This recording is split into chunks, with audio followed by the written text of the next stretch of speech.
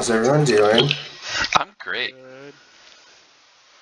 Ready to stay alive? Nope. I was born to die. O Rose, thou art sick, the invisible worm that flies in the night on the howling storm, has found out thy bed of crimson joy, and his dark secret love does thy life destroy. That's William Blake. I can't take credit for that one. Nice. When last we left our heroes, they had found themselves mysteriously in a land of shadow and mist. A land yet unnamed, where the sun barely shines, and the sky is gray. They found themselves without any of their equipment, save a few paltry mementos and keepsakes, not far from a looming manor. And inside they found emptiness and a dire warning written in red on the wall. What have you guys started to unravel and reveal inside the house that you remember?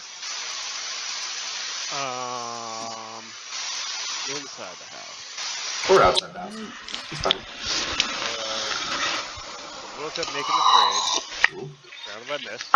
Problem. Entered the Durst Manor. Rachel picked up a shield with a unknown crest on it. We also saw a portrait of Gustav and Mrs. Elizabeth Durst, two children, Rose Abalda and Thornbolt. Mm-hmm. Did a little snooping around, and then we were presented with some bloody letters on the wall. Beneath this dwelling lurks a beast who hungers for a bloody feast. He sleeps until the midnight chime, then wakes to feed his dark designs. Who seek to flee their doom, then bring toward his secret room a gift to soothe his savage mood, but mind the servants of his brood. Mm-hmm. I'm sure that's fine. Found a cloak with an invitation to a ball. Chris ate some food that was definitely real. Probably wasn't poisoned at all. Wood paneling has sad faces of wolves. Red light outside and flesh against the window. I saw some kind of flesh, or at least he thinks he saw flesh against the window. Okay, somebody take over.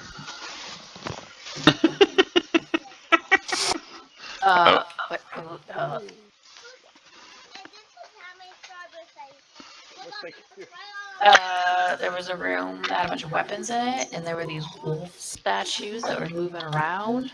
Yeah, what's with that? And we just left. But we found some weapons. And then there was this kid's needlework. It's the boy and the girl and the nanny. Their faces all slashed and cut up. Because Elizabeth's mad. And in the pantry, there were flowers and wine and unopened contraceptives. And a note. This Gustav loves Clara. Clara with a K.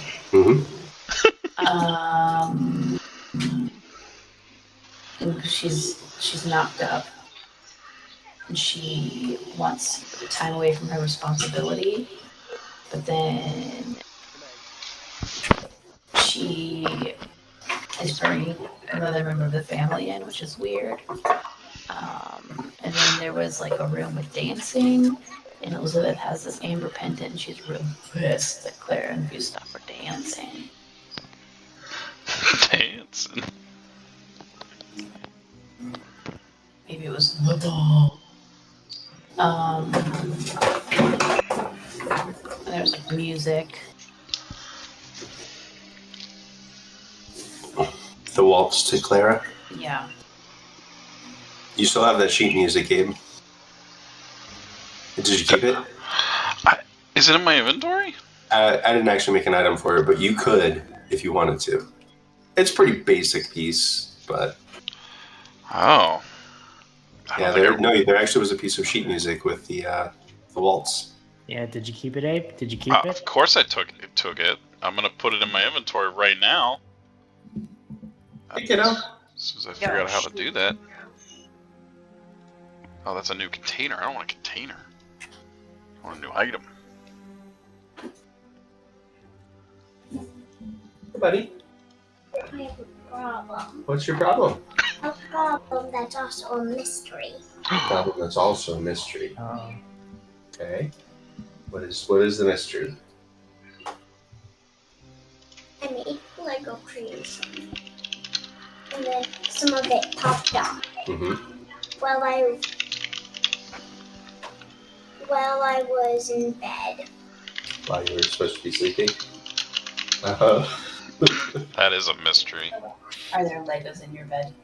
No, not in my bed. They fell down. No, I created them under my bed, and something popped off. You heard it. I didn't hear it when I was coming to get. I was coming to get a hug, and they realized it on the way. Oh, okay. Sounds like a good project for tomorrow to fix it. Good problem to fix in the morning. It's a little late to fix that kind of problem tonight. Should we write it on a list? To-do list for tomorrow? Fix. Gone. That's the mystery part. So step one, we're gonna have to find missing Lego, right? Yeah. Step two, fix Lego. Is there a third step? Does that look good? Find missing Lego, fix Lego. We'll do this. Do you want to put this in a safe place near your bed so you can remember? Good idea. Do you want that hug?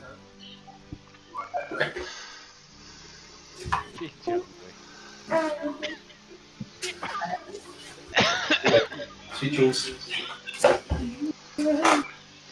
We'll fix your Lego.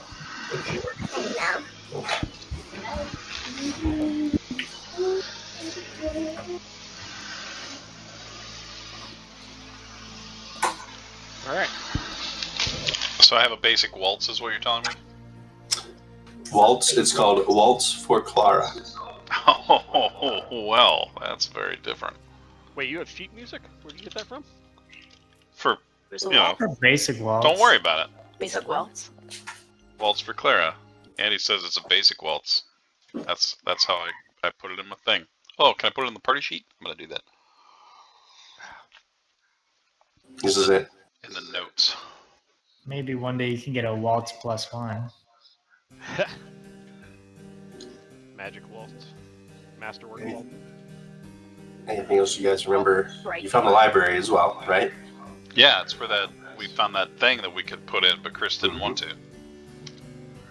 This is So we'll put them in the slot. secret door that it's partially opened, it seems like, revealing That's for the feature list. That's where we have to take the gift. maybe. Could be. Secret room, a gift to soothe his savage mood. And then you guys went upstairs. Yeah, nothing bad happened. At all. Absolutely nothing of interest at the top of the stairs. Nothing. It's also the only place we found dust. Dust! That's right, yeah. You know that music? What's that music? Oh, here it now. I hear it. It's loading. It's titled Skirmish. It's the sound of getting a hug. That's what it is. If I have it open to edit at the same time someone else does, was that gonna mess everything up? I mean, I think at worst it's just going to end up like that Jackbox thing. Where you both type at the same time, but there's like a slight lag Yeah. when it shows up. It's like a Google Doc or whatever. You see who all's editing it at the time. Was it really? You can also drag it to your hotbar too, the session notes, so you don't have to. Oh, I'd drag it so hard. I didn't tell anyone though. That would have been nice though. Sorry. So he drug it into.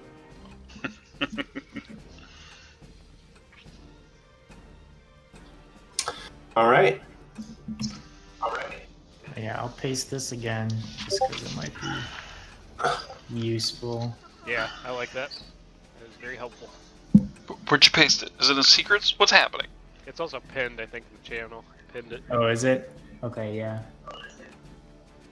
Open them docs. I'm gonna open it up on my phone. All right, y'all. Should print this. Roll that initiative. I don't. Question marks. Initiative. You found my favorite one. All right, Corvus. Very nice. Oh, I like this one. This is much better than the handout I'm currently using. Are we doing? No, it can be public. Initiative.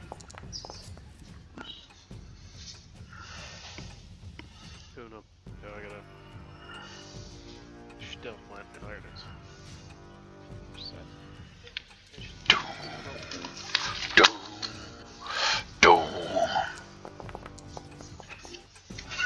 Scowls. Oh, you Okay, got okay, this, Silas. You can get out. You don't need all the strippers, buddy. Thank you, though. I do. I mean, I definitely do. All right. Top of the round, we have. I'm gonna say that this thing has grabbed you, Silas. That's where we're starting. This thing has laid hands on you, and you have the grab status. That's what I'm going to say. Don't let him lay hands. In fact, I can apply status effects, can't I? Assign status effect. Grabbed one. Grab. There you are. You're grabbed. Well, Look how grabbed you are. Oh my gosh. Look at those vines. what do I want to do?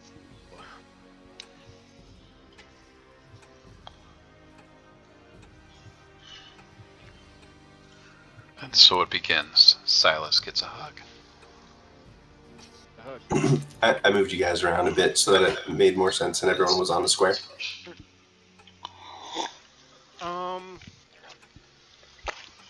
What would I roll to escape a grab? So you would be taking the escape action, which is an attack traded action, where you're either rolling, you get a few options, but I would look up that action. Yeah. Attempt to escape from being grabbed, immobilized or restrained. Unarmed attack modifier, acrobatics check or athletics check. Wow. You got some options. Wow. And it's versus their athletics DC, right? Right. I guess an unarmed strike is what I'm going to do. All right. Try to break the grab on me.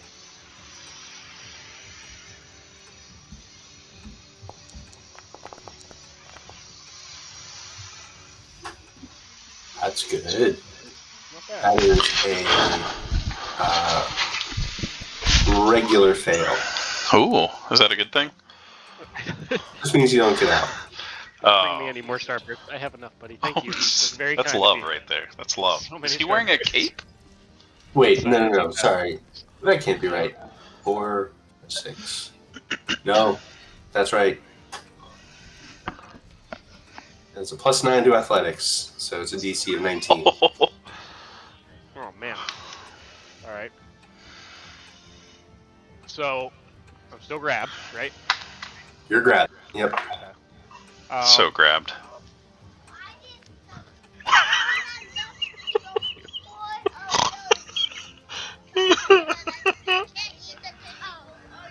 Okay. I appreciate. No, actually, you should give most of those to mommy because she likes the red ones. I like the yellow ones because mommy doesn't like the yellow ones. Alright, you know. I Hashtag can get there. dad hero. Right. Alright, guys, go put your pajamas. I love you. Oh, it's a Alright, Paw Patrol vest. I'm going to escape again. Or try to escape again. All right. Second action. You This is wiggle it. and wriggle. This is the one. Shit. You have a hero point. You have a hero point. I do have a hero point. I'm going to use it. We all start with one, right? That's how it works. Everyone gets one. Everybody gets one. Come on, man. Get out of there, Silas. This is it. This is the one. Boom. Boom. That's You're pretty out. good. Wait. So, Oh. wait, hold on. Shit. I just spilled soup all over myself. Hold on. My pizza rolls! Okay, guys, stop bringing me candy. Stop. I don't want any more candy. Thank you. Oh, you got crayons, too. I do like these Whopper eggs, though. Great. Okay. They don't show up. Cool. Well, please don't rub them on the floor whether they show up or not. Okay, I'm sorry. No, you're good. So, this is an attack traded, so it does suffer from multi-attack penalty of -5. Oh, damn. However, That's true. probably, had we thought about it at the time, the hero point would have been more wisely spent your first one. Yeah. So I'm fine with saying your hero point spent. You spent your 2 actions, and you have succeeded, having used that roll on your first most powerful roll. I'm fine with that. Okay. So you're out, and you have 1 action left. You can take off your grabbed, immobilized, I would. Okay. off card. Okay. I am going to move. Mm-hmm. Can you unpause the game? Thanks. I'm gonna move here. I don't know if it's actually gonna take me downstairs, but that's where I'd like to. Sure. Yeah, you can move there. Way to go, Sir Robin. That's my turn. All right.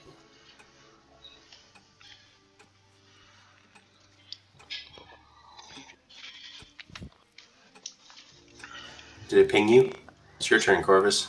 Oh, well. This was mighty unexpected. Corvus is gonna start humming a little jaunty tune. It's not really jaunty, but it is a tune. More of a dirge. And he is gonna cast Courageous Anthem on everyone. I cast it. Look at me placing my emanation. Boom. Ba-boom. Look at that emanation. That's a massive emanation. So everyone within range gets a +1 to attack, damage, and saves against fear effect. And then he's gonna draw. Is drawing an action? I mean, I have it equipped.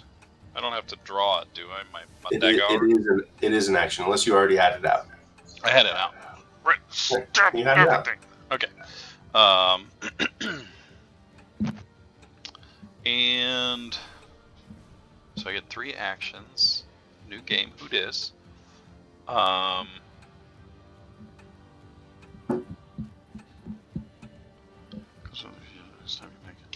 don't want to blow on my load right away, right? Or do I?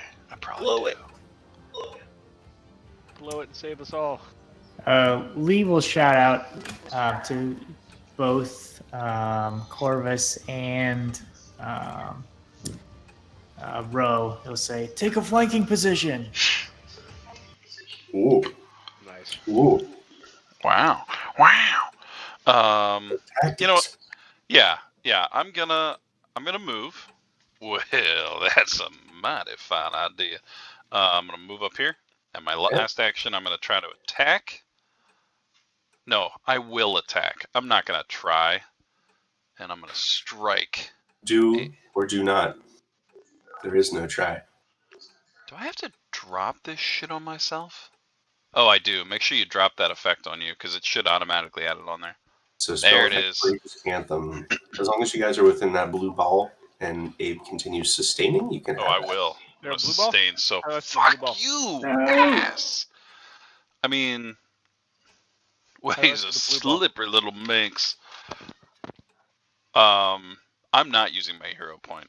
It's because you're zoomed in too much. It's that big. Oh shit. Yeah, it's the whole freaking map. Okay, I'm gonna stay in the blue wall. But yeah, I'm humming like a haunting tune. That's it. That's all I got. Rachel. I have to give myself courageous anthem. Ah! It's surprising I this am- dirge is giving you some courage. I am going to.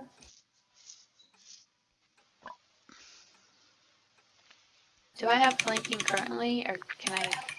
They're flanking. You do not have tech flanking, and it'll automatically do that for you. Will I have flanking if Oh. I move down 5 feet? You will not. No, you Yeah, have to because be. no one's on the other side. You have to be Yeah. exactly across from someone. Right. Okay.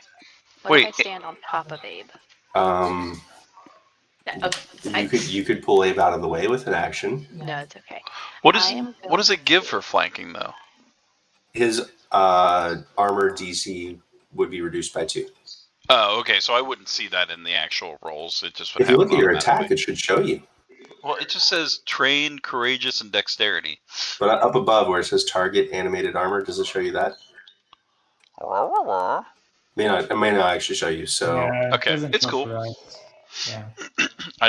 for me, it actually shows you. It says like target animated armor AC 17/15. Wow, guys, it's 15. For Okay. my first action.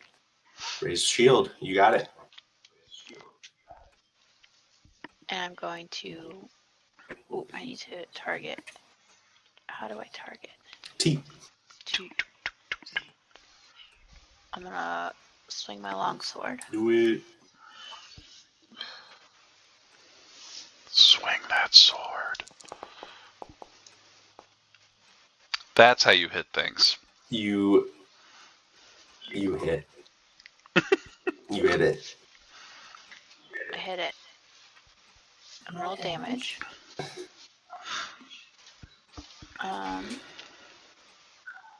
Is this longsword only 1d4? No, it's 1d8. Oh, I see 1d8 plus 4. Okay, and those are the things I can do to adjust it. Wow. Yeah, so it's 1d8 plus strength, which is 3 for you, but you have +1 from Abe's Anthem. Oh yeah, look at that courageous anthem damage. So I'm curious if this actually works. Let me put this on. Nope, that's not right. She just damage Wow, her I just took instead. damage. Oh no. We're dying. I don't know. Why did I take damage? Badly injured. Oh no. I'm badly injured. Heal yourself. Make sure the armor's selected first. I'm badly burned. Cleric, heal thyself. Man. Oh good, it did work. Oh no! Resist this. Oh, I took 2 damage. No. Wow. Okay. As you slam your sword into this thing, you realize that you're slamming your sword into Metal a metal armor. full plate armor, Yeah. and it dents it a bit, but it doesn't deal a ton of damage. Okay. That's your second action, I believe. Yeah. But you dealt 1 more damage than you would have if Abe hadn't used his spell. That's nice. That's right. It's barely injured now. It doesn't show you the health bar below them, right? It just shows you above. Yeah, it just says the text. Nice. I added that one. Barely injured. That's So insulting. you guys can mouse over and it'll give you like generic ideas of how healthy everyone is. Yeah, that's pretty nice. Is that like a mod? It is, yeah. Yeah, that's pretty sweet. All right, I'm gonna see that my sword doesn't do much. Mhm. And I'm gonna say,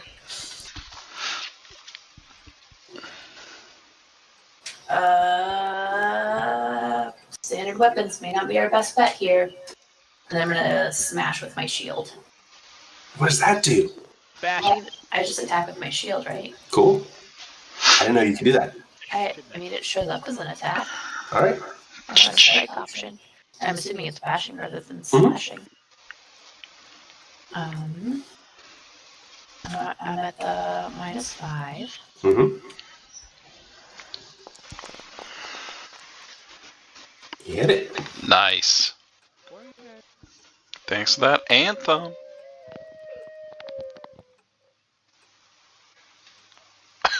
Did the music stop? Why did the music stop? Oh, because I don't have it on repeat. Aww. Oh yeah, it is bludgeoning. I don't know if that's gonna do. Let's see. Anything I have it different? selected. No damage. None. Okay. All right, so Okay. bludgeoning doesn't matter. Okay. Welcome to your first combat. Okay. Cool. Look, I just needed to survive one round. That's all I need. All right. That's 3 actions for you, Rosalina.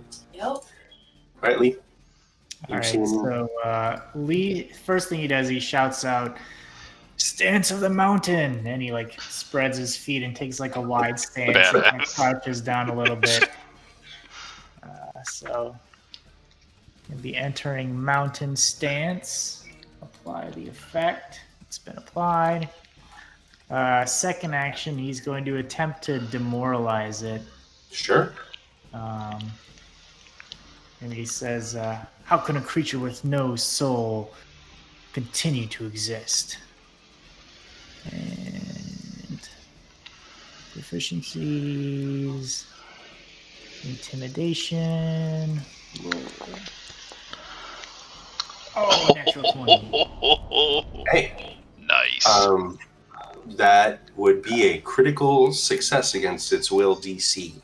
However, Immune to mind effects. it is immune to mental traded stuff, which demoralizes a mental traded action. So this thing, it just you yell at it, and it just doesn't seem to recognize. It recognizes that it hears your words, but it makes no other. All right, and then third action, I'm gonna do flurry of blows. Right on. I make 2 actions. I do the multi-attack penalty as normal, but only takes 1 action, and the damage gets combined for the purposes of resistances. So,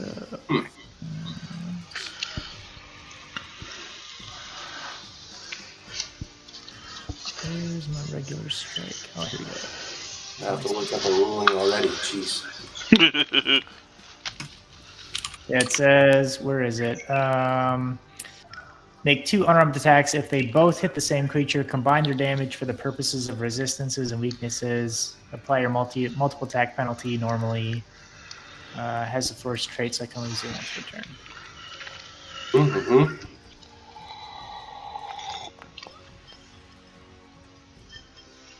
You get 1 hit.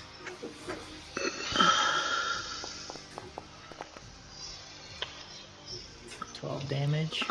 And then my map strike. Oh shit. It's a hit. For 12 damage. 12 damage. So Combined? 24 damage combined.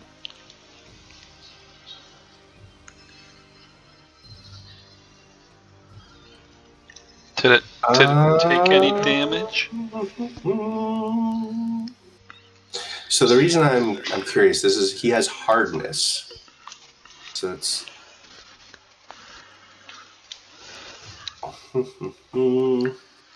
it specifically says for overcoming.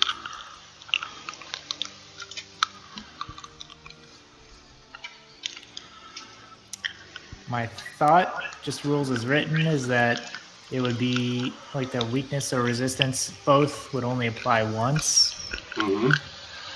But I don't know if that's the. I'm not sure how hardness combines into all that, but regardless, say sure. I don't think this is going to come up very often, so I'm just going to say sure. Your cool shit does cool shit. So how much damage do you deal? 24 minus whatever resistance or hardness. So you deal a hefty blow to this thing. So it would take 15 total damage from that. So hardness of 9. Whew. to suffer the fists of the mountain. All right. Silas going up the stairs or down the stairs? Down the stairs. Oh, he ran like The a stairs coward. no longer go up after this Okay. floor. Like a coward. All right. You punch this thing several times in its chest plate, which is now hanging off. And actually inside you see multiple like mounting brackets and leather cords inside. So its armor class is actually much reduced from you've reached its broken threshold. Mm. So its armor class is reduced and its hardness is gone. But it's its turn.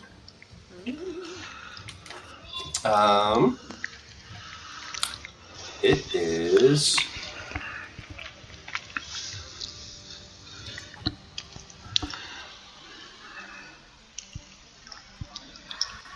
going to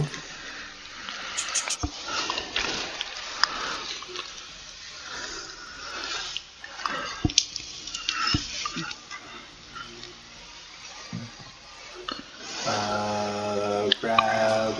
Is there a grapple action? Is that what it's called? Yeah. Grapple ability. That's it. Let's do what it was trying to do before. So it is going to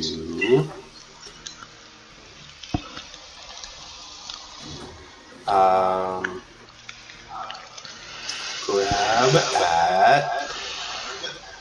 It'll grab at you. It'll grab at you, Lee. Oh no. Not the mountain. So there we go.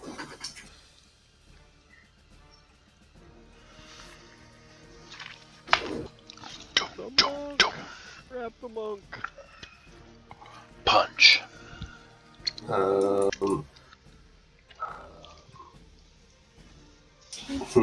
This should be at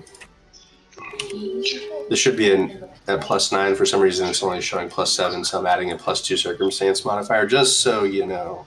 Okay. And actually add it. But I think I got you. Ooh. No. So 24 versus your Fortitude DC. Yep. That'll beat. So it's grabbing you.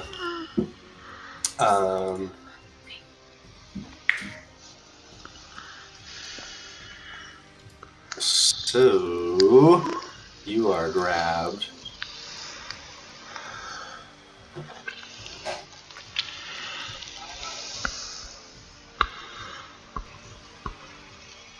I don't think I have the status effect. Mm-hmm. I can add it to myself if you. So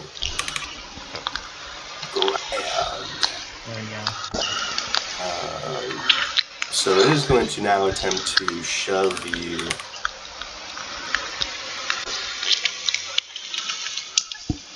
Oh, that's Lee. It's going to try it. That's badass. I didn't mean to put that there. Ignore it. So I rolls. yeah, I'm rolling good. That would be at a -4. Because multi-attack penalty. So 19 versus your Fortitude. Yep, that'll still succeed. All right. So he shoves you.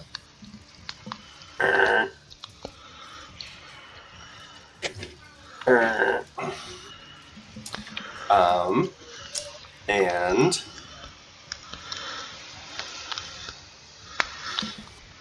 he is going to try to throw you over the banister. Oh shit. So this is a third attack. This will be a -4. So I have to roll pretty well. Let's see.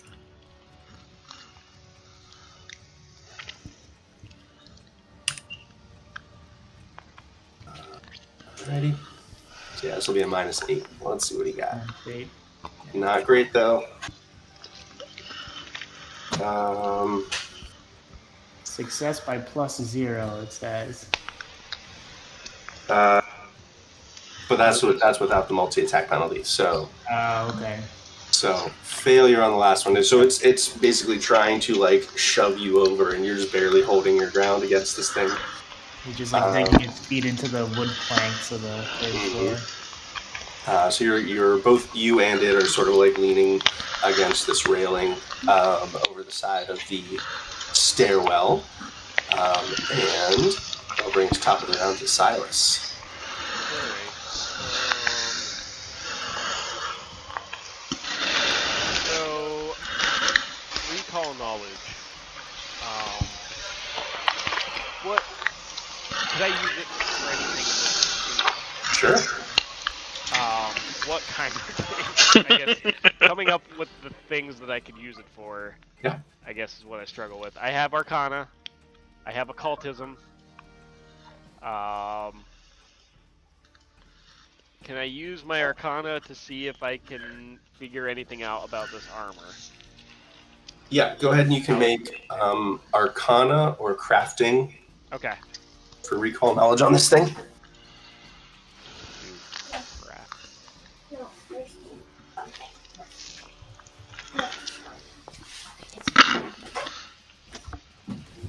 Nice.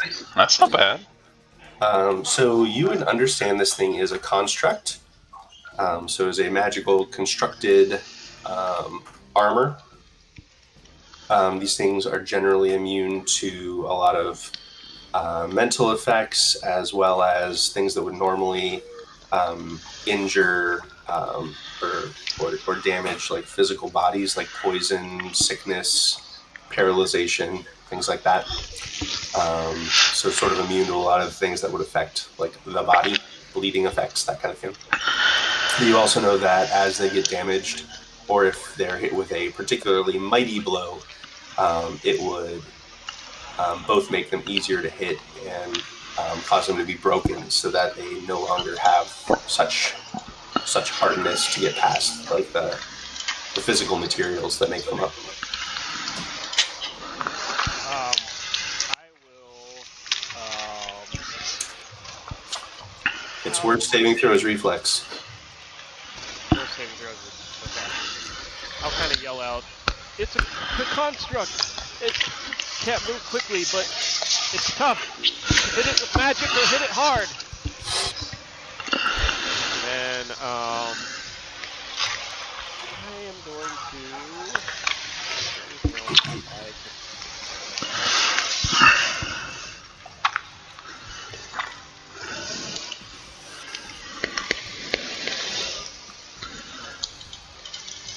All right. I'm going to use the speed action. Okay. If there's anything in the environment that could give us. Sure. What you see up here, go ahead and make your hidden perception check.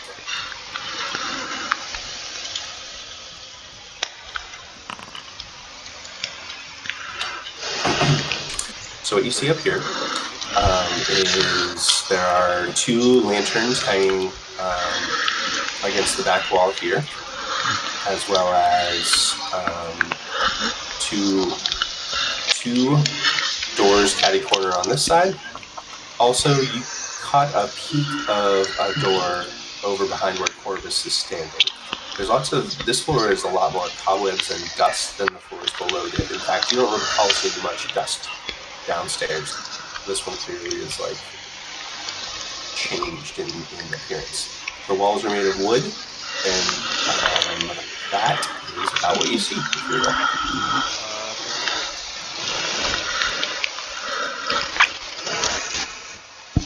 I'm going to. Oh yeah, I guess I only spoken. Alright, sorry. You take me back to my turn.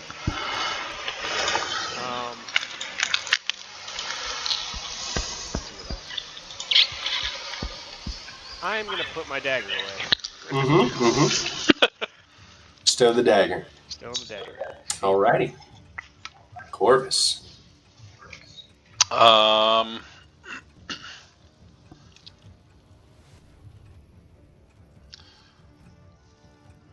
Okay. Magic, you say. And I'm going to continue to hum my jaunty dirge. So I'm going to continuously cast my spell. Courageous Anthem. Yeah, Courageous Anthem for one action, and then I am going to As I'm kind of humming with my other hand, I just lazily kind of point at it, and I'm gonna cast a spell at it. My Cast last two. What's the radius on the courageous thing?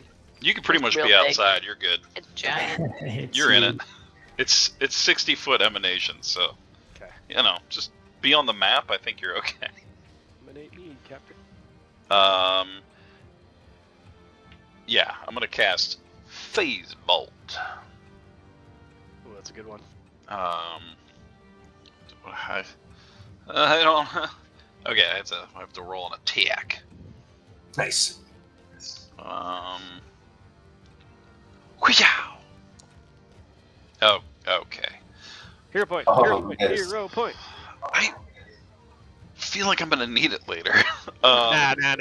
Just spend them all. We'll be fine. As I kind of lazily flick my finger, I'm gonna go, well, Rose, it seems it's up to you. And I kind of tip my hat. I'm gonna end my turn. Silas, I would note that during your turn, you may have a thought in your mind watching this big beastie thing shoving big beastie Lee around a little I bit. was going to recommend we push him over the edge. You're just maybe have a moment where you can picture yourself, who is not big or beastie, very easily going over this banister. Yeah. Rose, it's your turn. Ro. I am going to I'm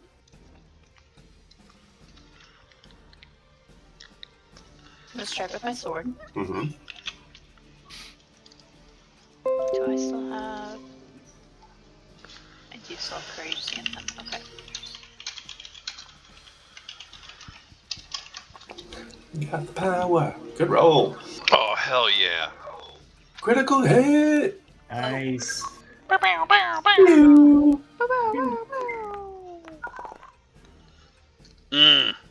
what I Right. want.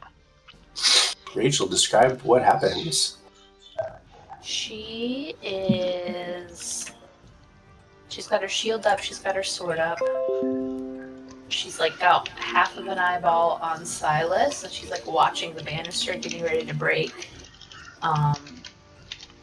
She's kind of like eyes all over the battlefield. But she's noticed like you can see the innards, like the cords and stuff. So she sort of like raises her shield and patiently waits, and then like strikes at just the right time as it's distracted by Corvus, and like just like reaches in and kind of slices up the insides with her sword. Nice.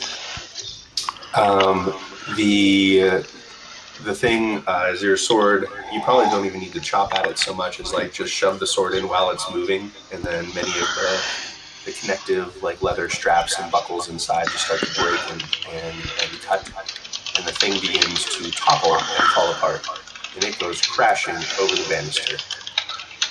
It has no reason to have let go of Lee. So Lee, I'm going to need you to make a grab an edge reaction to try to, because you're starting to topple with it, so you need to make some kind of roll to get out of this. I think the grab an edge reaction is probably good. Yeah. All right. So acrobatics check or reflex save. Okay. Versus the climb DC. Probably like the momentum carries it over the edge, and I'm going to say, because you hadn't broken out by the time. Yeah, so No. it's kind of holding on to you, so it's pulling you over. Okay. It's pretty heavy. Yeah, I guess I'll do. Can I choose acrobatics or reflex save? It says Sure. slash. Sure. I'll choose reflex save. Nice. Yes, so you do start toppling over the edge as the banister on this floor just completely breaks for that 10-foot stretch. The armor itself slams into the banister right in front of you, Silas, which cracks towards you. Starts these broken wooden shards bending towards you, and it sort of dominoes and topples back and forth down the center until it crashes at the foot of the stairs in front of the grandfather clock. Lee, you go with it. How do you escape it? Because you are able to grab the edge and not fall. Nice. So he just like grabs the edge of the floor with one hand, and like just like you can see the muscles tensing in his arm and shoulder as he holds on as the armor just kind of falls away from him. Nice. So you're holding onto the edge there, and you get out. And the house grows quiet under that ticking clock. I'm gonna walk over and kind of put my arm down. Seems you might need a little bit of a lift. Sure, I wouldn't say no. And he reaches up with his free hand and grabs onto you. Do we see the clock from where we are? Yeah, it's right in the center of the spiral staircase. What time is it? You can't see the face of the clock, no. Oh, could Silas have seen it from where he was on the stairs? No, it's Okay. about like 10 feet below. So he's basically, you can see the peak of the grandfather clock. Okay. Although not too long ago, you heard it ring a half hour. I think it's 7:30. 7:30. The last ring. I don't know how to turn off my emanation, but I'm not emanating anymore. It is under drawings, the measurement controls. Drawings. Sorry, it's under the measurement controls, Would the we be second able to icon. see Abe's emanation? Oh, there it is. Delete. Oh, no, I see it now. Okay, never mind. It was big. everywhere. So big. Well, hello. Lee, after he gets up to the top floor, he goes over to Ro and he says, timely save with defeating that thing. And he holds out his arm. She will hold out her arm. Oh man, forearm shake. Yeah, he does the forearm shake. She has her shield on her arm, so it's like with her shield arm. I clearly seem to be in the way. I step back. Sorry, excuse me, sorry. All right. Silas, you okay over there? A little bit shaken, but I seem to be in one piece. Seems this house isn't as empty as we may have first thought. I kind of put a finger through the dust. Well, at least the upstairs seems to be a little undisturbed. That was a trap. Something in waiting for somebody to step beside it. Construct. Somebody built this. We should keep moving. We either want to be gone by midnight or solve the riddle by midnight. Either way, Silas, don't take the lead anymore. I was going to say the same thing. Silas. Yes. So while you were something was like bugging you before when you were looking around looking for stuff. Yep. Something just felt weird about this room, and you finally noticed what it was that was tickling the back of your mind. The paneling of these walls, there's wood paneling. Again, there's a lot of wood paneling in here. You notice there's the motif of carved trees in this wood paneling. But within those trees, there are tiny humanoid figures hanging from the trees. Ugh. And wriggling worms bursting from the ground. Hanging like from nooses or hanging like... They're very small. Hanging with rope. But definitely hanging with nooses. I mean, their hands are at their sides, so probably okay. they're not holding on to the rope. Mm-hmm. And rainbows in the There's background? Worms at the bottom? Yep, Bursting worms bursting from the ground. Gross. Bursting. Like big worms or just like worms? Oh, worms. All of this is little. It's just like little carvings. Okay, I just want to make sure there isn't a sandworm bursting out of the Teensy floor. little worms. Level 1, here's your purple worm. Bring your thumper. Oh, Jesus, that was scary. The hand is coming out of his nose.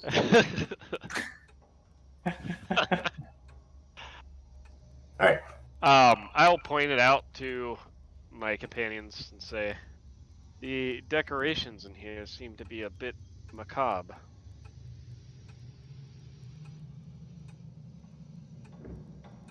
Are those corpses? They look like corpses.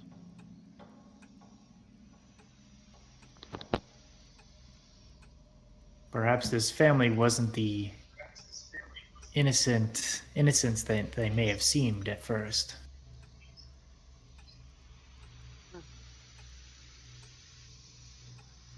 Open this door. Ro is right. We should keep moving before that beast shows up. I need to like make sure I have everything set behind these doors before you guys go. Start opening all the doors. All right. So here you find a storage room. Dusty shelves line the walls of this room. A few of the shelves have folded sheets, blankets, and old bars of soap on them. A cobweb-covered broom leans against the far wall.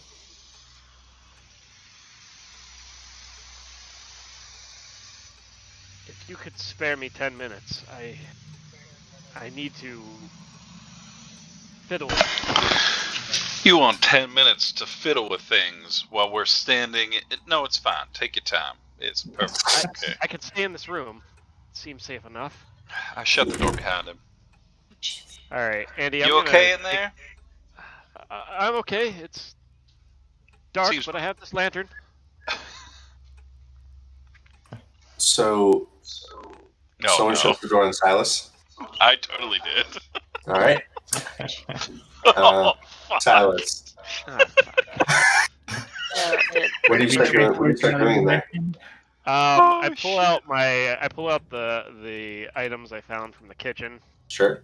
and I start crafting my reagents. Uh-huh. Let me see here. I assume he's safe in the closet. Someone open the other door.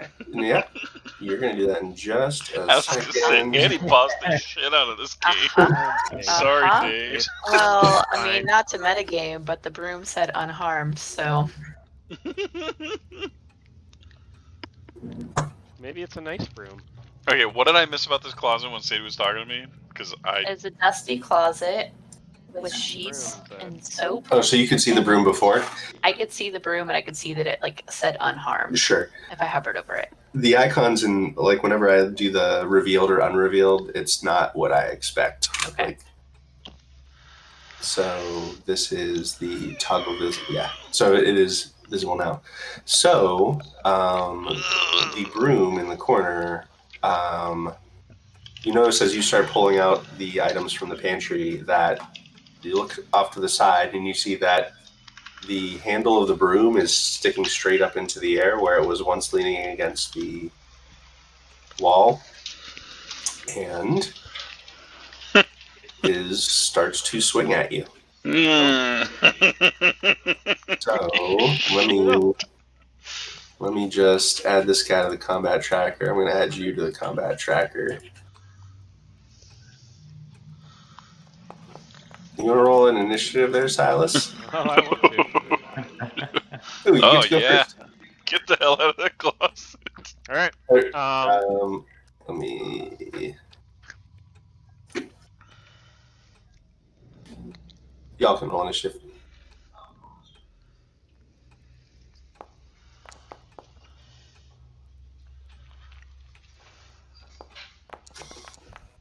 All right, but I guess none of you will be acting in this first round. It'll just be Silas and the broom at first. So this is what Silas does. I'm gonna use an interact action to open the door. Yep, fair. You unpause it so I can. And then I immediately run out and I use an interaction to close the door. So Silas just kind of, as soon as he goes in, he comes back out and he's just like.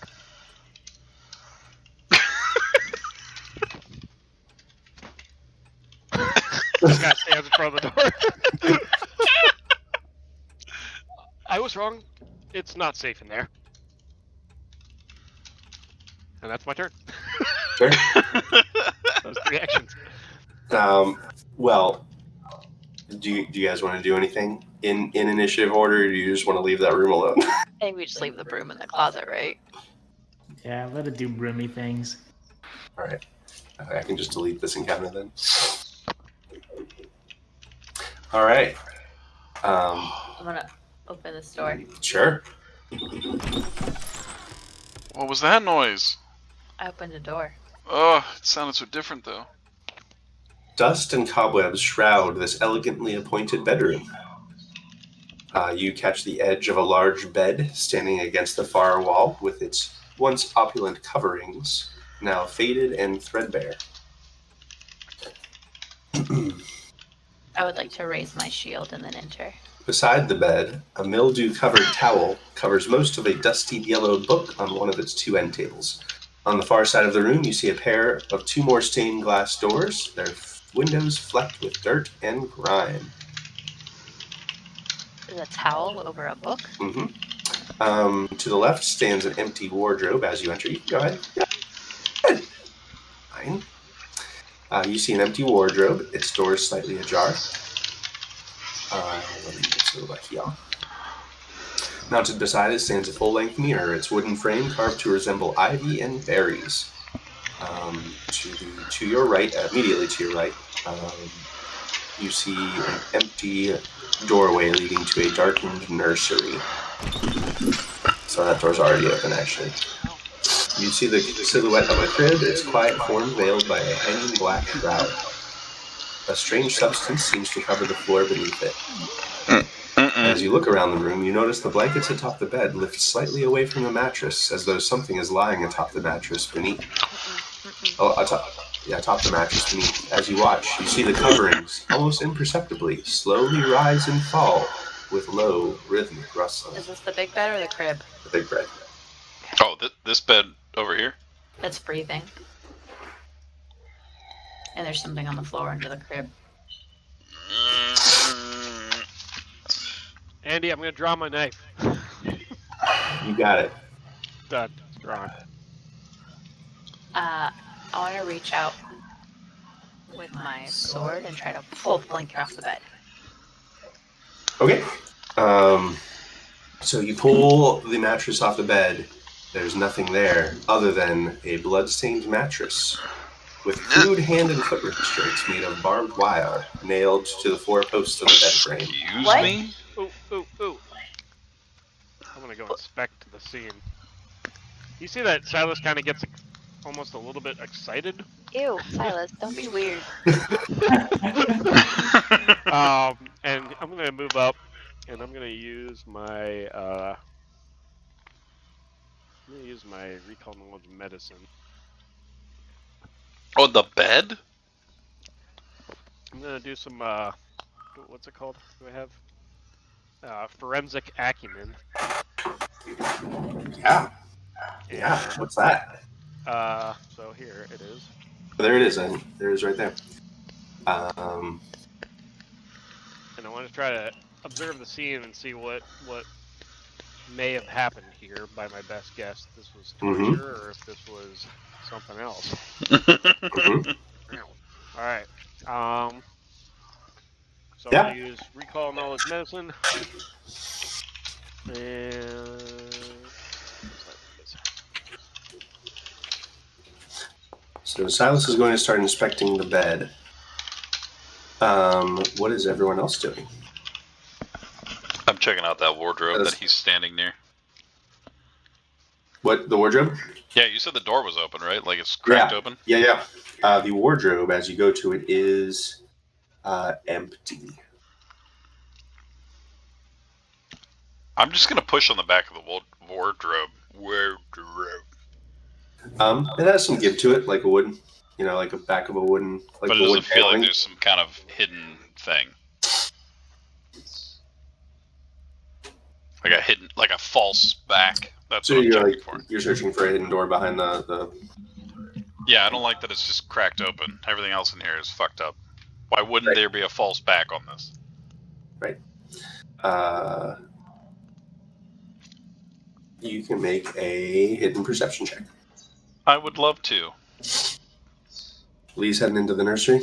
Yep. Yeah, I'm gonna check out the motion. You said there's like some movement or something? Yeah, that was on the big bed. Oh. The nursery has stuff on like goo on the floor. You look around the wardrobe and you don't see really any signs that would suggest that there's a hidden door behind it. Like, you can even move it away from the wall a little bit and you don't notice anything back there. Okay. Then I'm just going to move over here and just kind of stand guard by this door. Sure. Watching Silas. So the air in the small nursery is strangely warm and tinged with a coppery scent.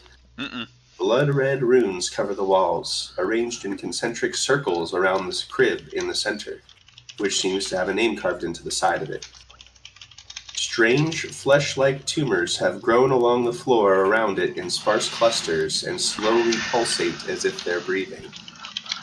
Wow. You notice that a small object seems to have fallen beneath the crib, and in the distance you faintly hear the sound of an infant's soft whimpering. No! What's the name on the crib? Walter. I just put, this is gross, and then that's my... Still gross. That's my nursery. This isn't going to take you very long, Silas, because you don't have a lot to go off of. Without seeing the body, it's hard to get a full medical appreciation of what actually happened to the body. What you can tell is that there is blood on all of the restraints, so enough to show you that there was a living being that was attached to these restraints. The amount of blood on the bed is enough to have killed someone, a normal human, assuming this was a human.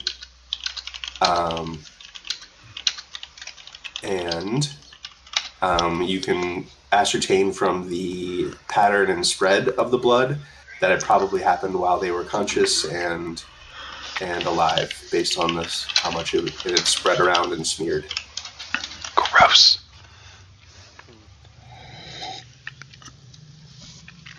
That's Though it were a That's about what you can tell with your roll. I'd say that took a few minutes.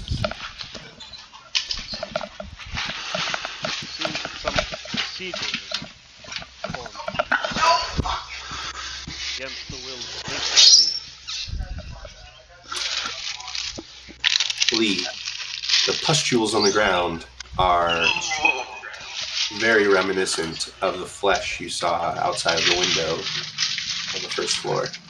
And in fact, as you stand there, you realize over your shoulder there's a glass door leading out to the balcony, which you see is completely encased. You think at first it may just be a closed porch, a closed-in porch balcony. No, it is entirely encased in writhing, fleshy tendrils. Oh, man. Does anyone else see this? Actually, Corvus, you do as well, because you're beside a door to that same balcony. Ugh. Wait, so the door behind me goes to the balcony? Yep. Is it on the door itself? No, actually, it seems to just be almost wrapping around it as if it was a tent or some sort of a porch. The tendrils seem to be wrapping around the sides of the house and sort of pulling themselves around, making an empty space over the balcony. Did we see weird flesh from the outside of the house? We did. Yep. I'm gonna hate myself in the morning, and I'm gonna open up this door if I can. I knew It's it. locked. Damn door. Oh, it's locked? Mm-hmm. Thank God. I mean, do we want to try to get out this door or not? I'm not quite sure. No, I don't. I absolutely do not want to get outside that door. I want to see what book is on the table. I actually want to All try right. to kick the door to see if it actually doesn't move at all. Do you see it? Look at that novel. Can you open it? It's how do I? Damn it. Oh, I want See, to click all it. right, let me try it again. I'm going to try it again. I'm going to see if it works. See, I did share this with everyone. it's red. It says novel, but it's red. All right, I'm going to try one more thing. So I'm going to put this up for now, up into... Now, can you click it? We're all clicking it. Nope.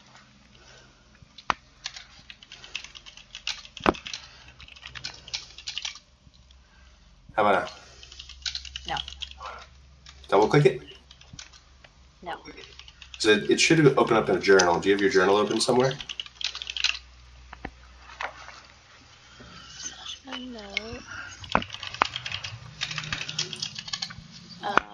I've got session notes open under handouts. Is that where it would show up? No, I've got Charles. I've got the same 3. So left.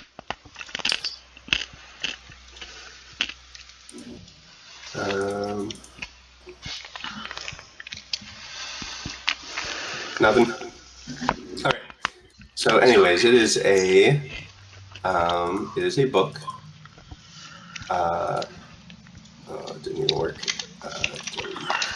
So it is a book that is called Blue-Blooded Lips.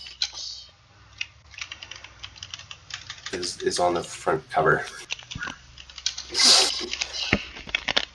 I flipped through it. Is it like a romance? It Like a for sure is a romance.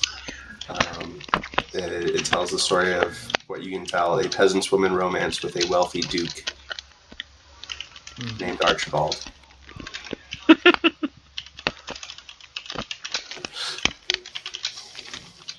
I will make an item for you if you want to take it.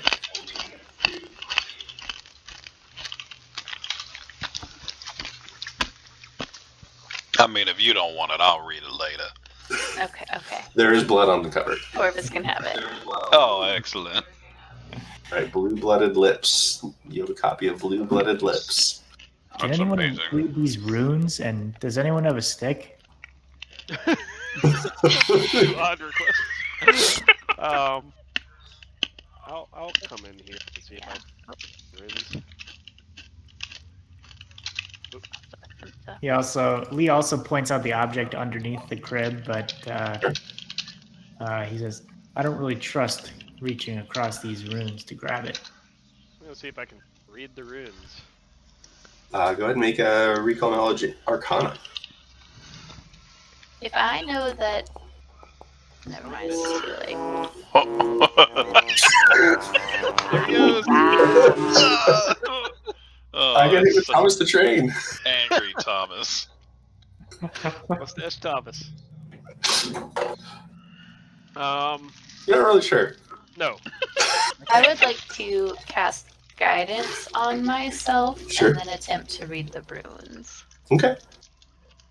Yeah, also attempt an intelligence arcana check. Ooh, I'm not good at this.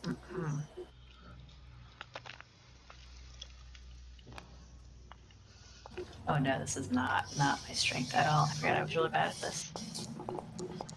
Nope.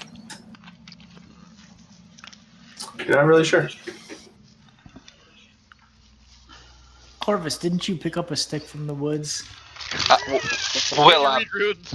did. I don't remember sitting it down. Do I still have a stick? Sure. If you want the stick, you can. Also, remember there were like fire pokers and stuff you guys could have taken. I have a fire poker that I can give you, Chris. All right. Yeah, Lee will take the fire poker and he's gonna reach out with it and try to hook the whatever the object is underneath the bed.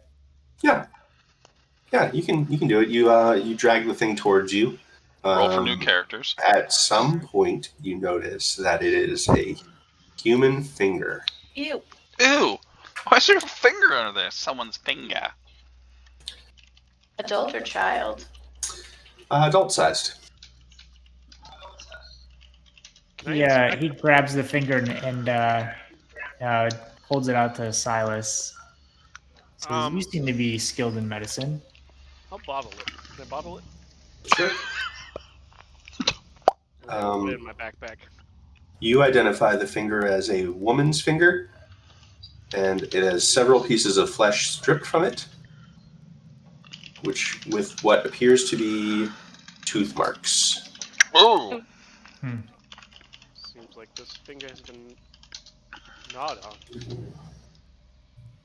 He kind of shudders, puts it in his bag. Can I inspect the pustules? Yeah. Tumors? Sure. I'm gonna recall knowledge. Oh. Appears to be living flesh.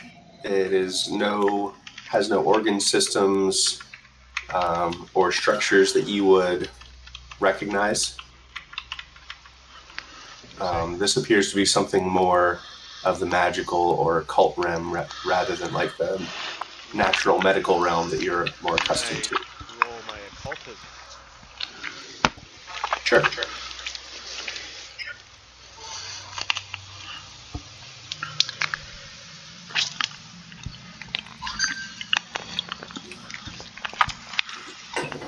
Sure, look at that occultism. Look at that occultism. This seems to be a fairly bespoke effect.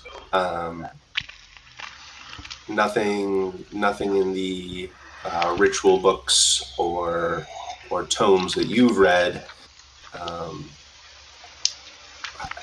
haven't had anything this specifically bizarre. But you do know that.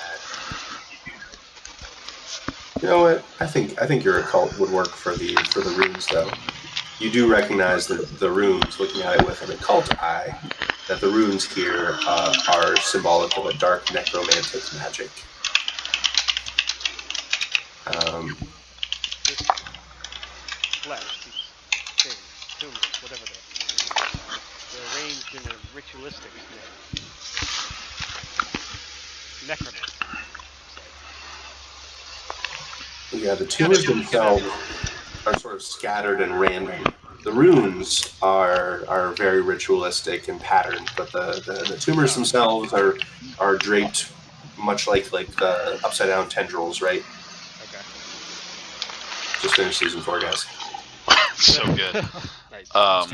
So as he says that, though, you guys notice a lot of the color just drains from his face, and as he kind of steps back, the realization of what the runes represent. Do the runes seem to be active? I don't know, but I don't like this. Can we leave? Well, If I think we try to scratch them out, would that help? I was Do I know thinking if the that would same help, thing. Andy? So they seem to be centered around the crib. Effacing runes certainly would stop them from being used. You got a very good occultism roll. I would say usually magical circles or occult circles like this generally require both an incantation and some sort of a fuel, like a primer to start it. Often in occult circles, that is some sort of offer of blood or sacrifice. Silas will kind of steel himself, and he'll kind of step past you, Lee, as he says, most rituals of this nature require several components. The circle of runes would just be one, so disrupting it should work. The question is, has the ritual already been performed? And I'm going to kind of inch a little bit closer to the edge of the runes and try to look into the crib. Mm-hmm. Is there anything in the crib? You want to move yourself in there? Yeah. Andy, while he's moving closer, I am watching that flesh to see if it's moving at all. Yeah, it's pulsing. Pulsing. But is it is it getting breathing? Is it getting bigger? Like, is it encompassing the outside? Oh, outside the window? Yeah, outside the window. That's what I'm looking at. Yeah, it's encompassing the whole porch in a fleshy wall.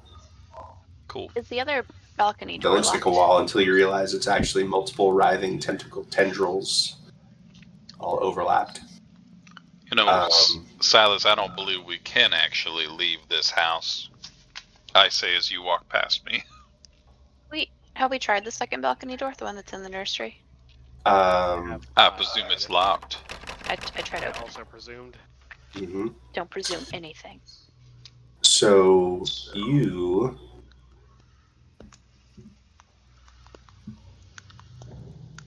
see nothing inside the crib.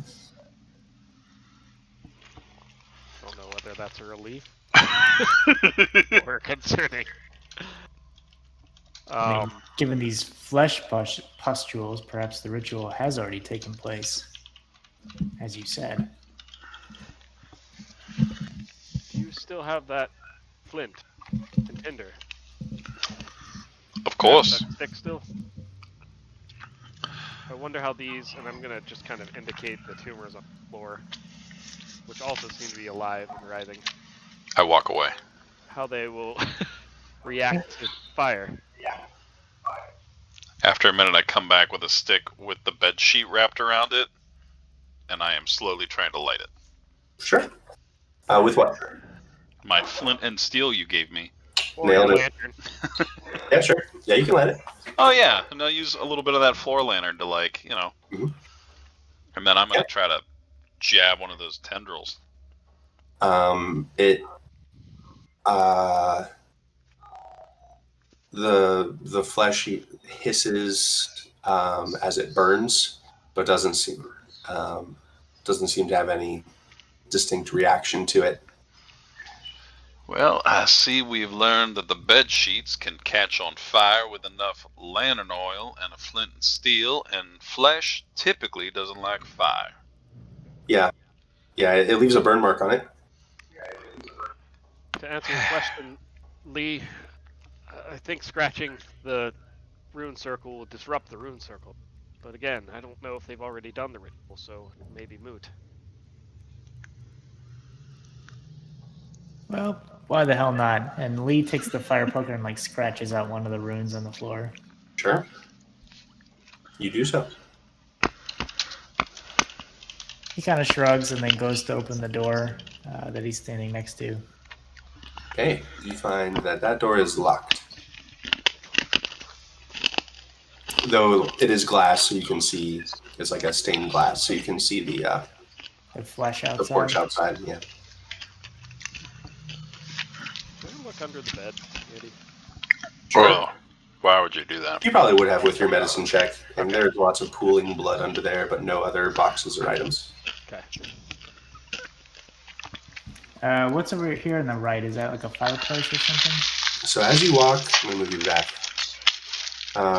You see a woman standing beside you. What?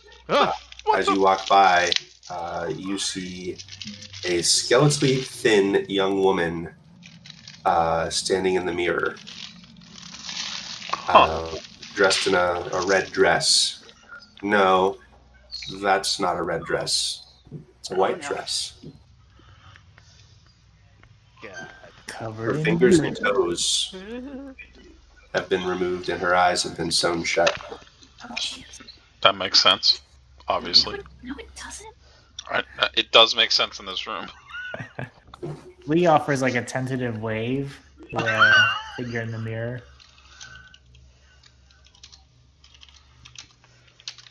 She looks like she has been mutilated horribly. Her hair has been cut off, hacked to stubble. And I won't go into details, but she looks bad. Do we see Lee waving to himself in the mirror? It holds up, even though eyes have been sewn shut. A fingerless hand holds up to you. Lee says, "Can you hear me? What's your name?"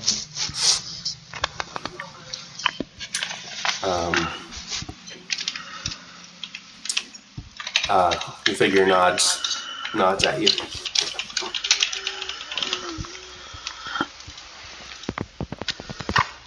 It doesn't answer. Let's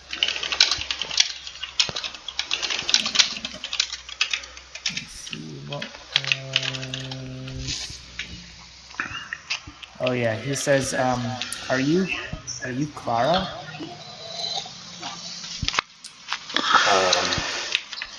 The figure casts its eyes downward a little bit and nods. Oh, fuck my life. He gives a big sigh and he says, "If there's some way we can put you to rest, I'll try." Andy, I'm going to start humming the tune.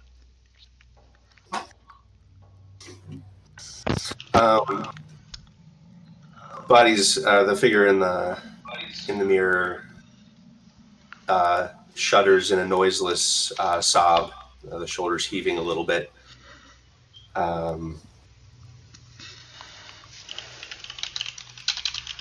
Yep.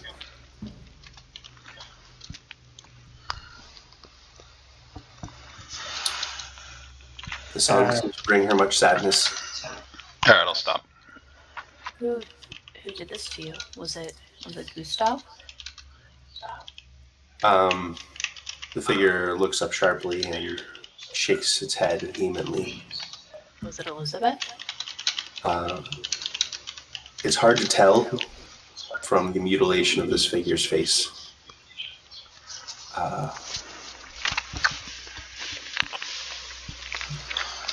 But there is such fear in this entity at the mention of that name that it's instantly recognizable despite the mutilation.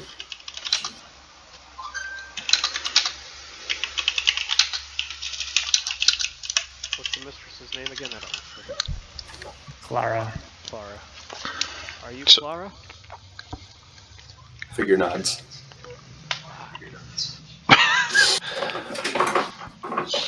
So for Abe, Elizabeth was the wife. Right. Yes. Okay. Yeah. Yeah, Elizabeth was his wife. Lee kind of turns away from the mirror and he says, "We have to find the mystery of this place and put her to rest." And he's gonna walk out of the room. Sure. I'm going to, before she walks out of the room, I will put a hand on Rosa's shoulder and say, Do you know you used to be a holy person, unless I'm mistaken, by that blot on that was on your armor when we first met? Do you know any rituals to put her at peace?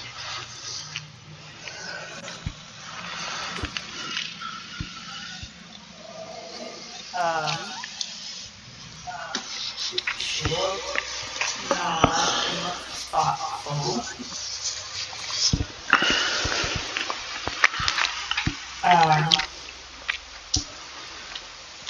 And has she learned any of Sure. Lavender's? Sure. Yeah, she will start like a Lavender funeral, abridged version. I will give. I almost said I'll give you the finger. I will pull out the finger and hand it to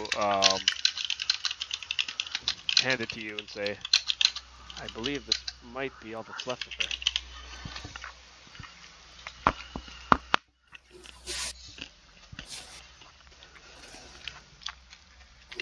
And then I'll kind of step to the side and bow my head respectfully while she's doing her thing. She listens to the prayer and sort of just watches you with a quiet fondness. Ro. Is that a fireplace in the corner? Yeah. Would like burning the finger to ash jive with like the rituals I've learned? That's up to you. I don't know. For Lathander, I don't think Lathander would be super particular about their rituals. Rather than they be optimistic and joyful, right? Mm-hmm. Sure. I'm gonna take. But that's up to you. You can flavor them however you want. I'm gonna take the towel and I'm gonna wrap it around the finger. Sure. And I'm gonna put it in the fireplace. I walk over with my flaming bedsheet stick. Here, you might need this. Did Corvus take the book? Oh, of course I did. The book. It was probably hers, please. And she'll hold out a hand. Mm-hmm. All right. I pull it back out of my coat. The ghost looks embarrassed. I'll put the book in the fireplace with the finger. Do we have Finger of the victim. I'm Do we sure have- it was a mighty fine book. Do we have the bouquet of flowers? Probably not. We probably looked at the pantry, Probably right? not. I think I took flowers. From the pantry? Okay, Yeah, because I was taking them for alchemical reasons. sure. I do remember you saying that, actually. I will give them. Actually. them the rose. Actually, All right. She will put the bouquet of flowers in there as well. Okay. And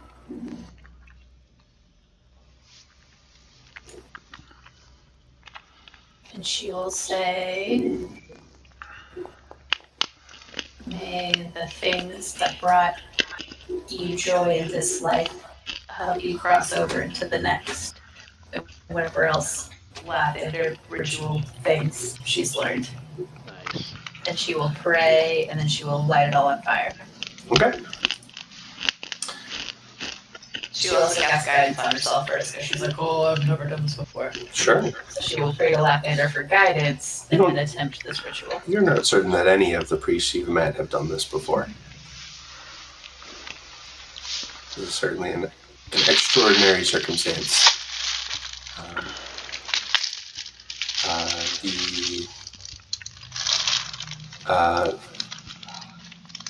Being the entity in the mirror shudders as she watches you and gives you a slow, fond nod that remains in the mirror. Well, you burned that book for nothing, and that's kind of bullshit. But I appreciate the gesture nonetheless, and I'm going to slowly walk out of the room. I think she did too.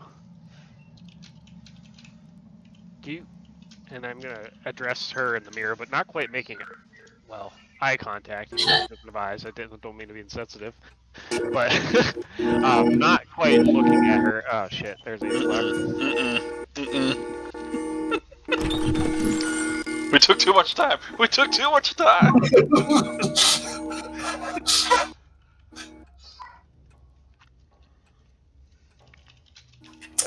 Yep.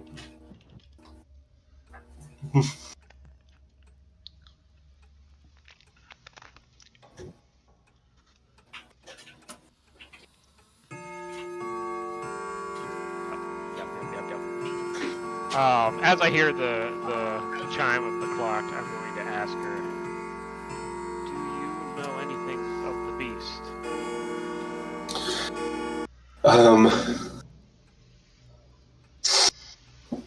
The figure turns instantly to despair at the mention of the beast.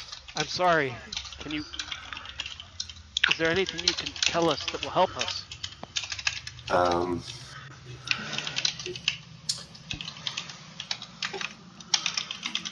She does something. But before she does, I want to know what Lee's doing with that door. You've been over there for a minute, man. What are you doing with that door? Lee's opening the door. He decided like he's a man of action, so he's going in. Sure. Yeah, so there's you open that double door there. There's a single door over here. Yeah, so you open into that. While you guys were doing the burning and stuff, this is probably when Lee came in here. So we'll take care of this a little bit. Something I probably shouldn't be seeing.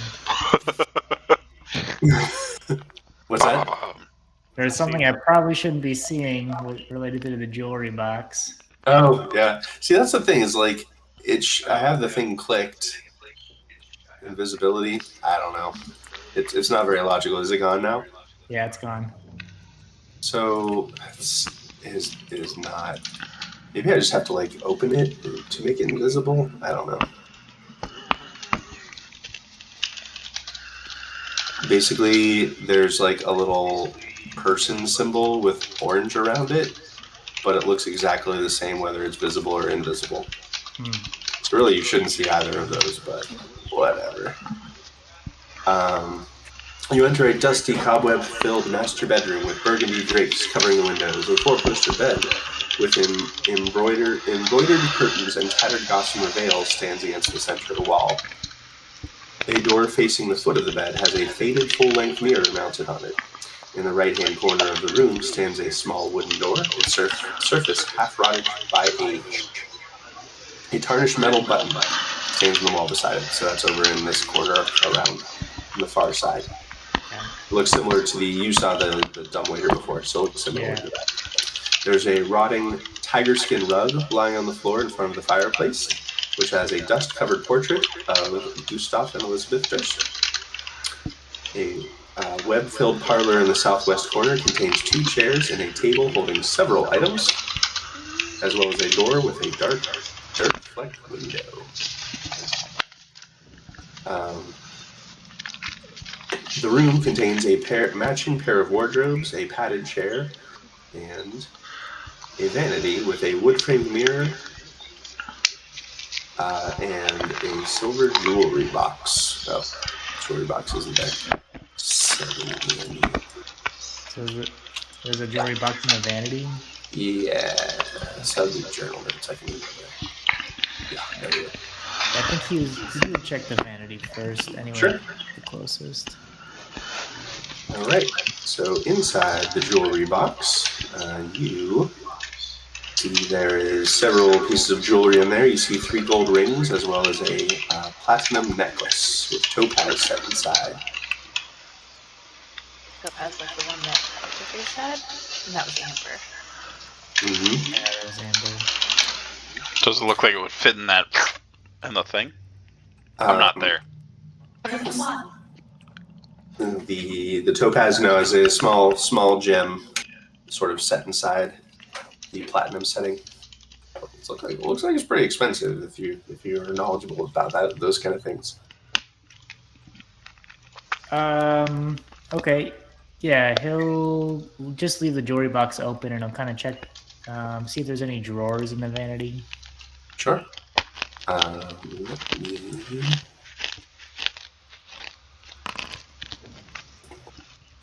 rolling your shit without you knowing. Okay. So you do notice while you're about to put the jewelry box back down that there is a small flap of fabric sticking up in the corner,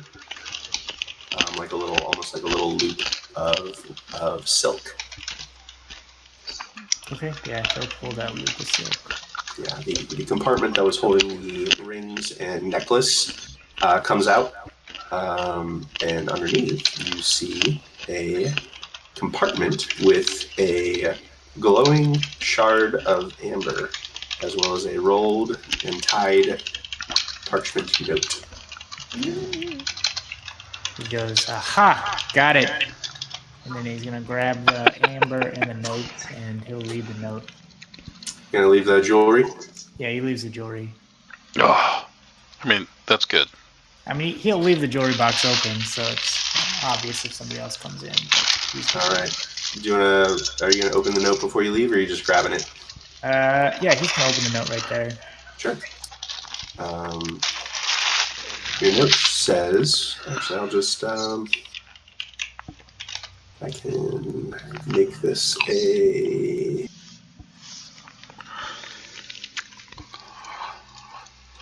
Wait a minute. I'll do this again. I just did it yesterday. There it is.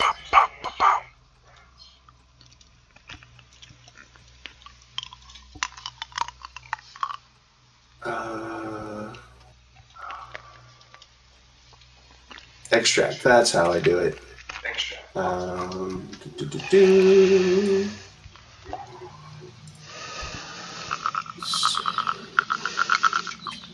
messed it up, guys. I messed it up. There it is. Oh my god. Okay. There you go. You should have a new note, Chris, under your handouts. Hidden pantry cache. A fine lace handkerchief embroidered with a K. No, that's the one from last time. Oh, that's it. Oh, okay. Oh, Amber Shard note. Oh, Amber Shard note. There you go. Okay. Oh, it's different than what we have. Drasha, I have selected you as the beast's custodian in my absence. Should the beast grow unruly or show signs of agitation while I'm away, I've left this amber shard to weaken it and soothe its fury. Should the need arise, present the shard and speak the beast's name to quiet its tantrums. but be sure to be gone from the house before it awakens at midnight. As long as the beast draws breath, it, not you, is the heart of this house, and no meal shall ever sate its appetite. Should you linger in its domain, it will mean doom for you all. Elizabeth. Right about the time you're reading that note to yourself, Lee, the rest of you see Clara in the mirror at the request for help from Silas. The figure sort of straightens up a little bit, sort of seemingly steeling herself for something, and steps out of the mirror. Whoa. Not towards you, off to the side. Out of the frame of the mirror. Sorry. Phrasing, guys. Phrasing. Thought we had a ring thing going on here. So, yes, she steps out of the frame of the mirror so you can't see. However, you hear a clicking and a sliding sound coming from behind the mirror.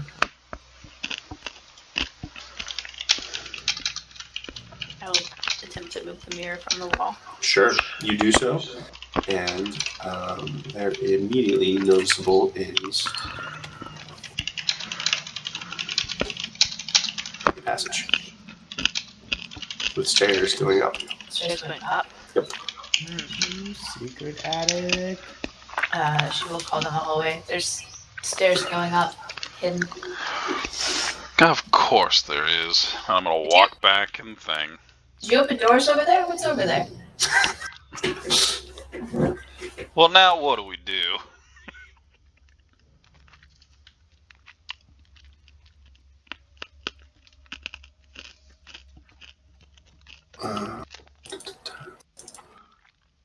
Look at Silas.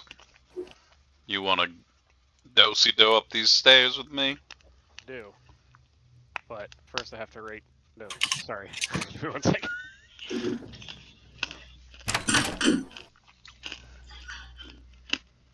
What kind of room did you go into, Chris? Is it another The bedroom? master bedroom. Okay. I added that amber shard to your inventory, Chris. Okay. Where did you find Shart. the note?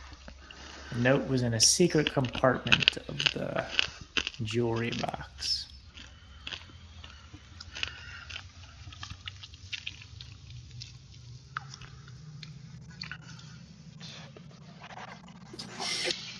Yeah, so there are, looks like there are probably 3 gold rings and a platinum necklace on top of the that dresser area. Probably you had to just place them off to the side while you were putting the secret compartment open. Yeah. Would you be able to kindly? Because I don't see the handout, right? Only Chris sees the handout that you revealed to him. I can do. If you're looking at the note, yeah, I can do the note. Okay. In the journal, there's the amber shard note under Durst Manor. Secret tunnel. There it is. There's that amber shart. Amber shard note. Let's see it. Oh, Durst Manor. There it is. Amber shirt. Okay, I got it. Amber shard. A crystal shard. Is this There it is. door locked? That door, it's very dusty. It's kind of a grimy glass windowed door. Or does it go out like to a balcony covered in flesh? Looks like it. Yep. Gross. Nope. Lee kind of looks at you, Ro, and he says, there's some jewelry here, if you're interested in material things. I feel like I can't take it. Ro, you would have Oh, you noticed can. walking You past the bed that there's a large blood-stained kitchen knife that has been driven into one of the pillows, the right-hand pillow on the bed. However, you don't see bloodstains on the bed otherwise. Somebody doesn't like Miss Elizabeth. I assume she sleeps on the road.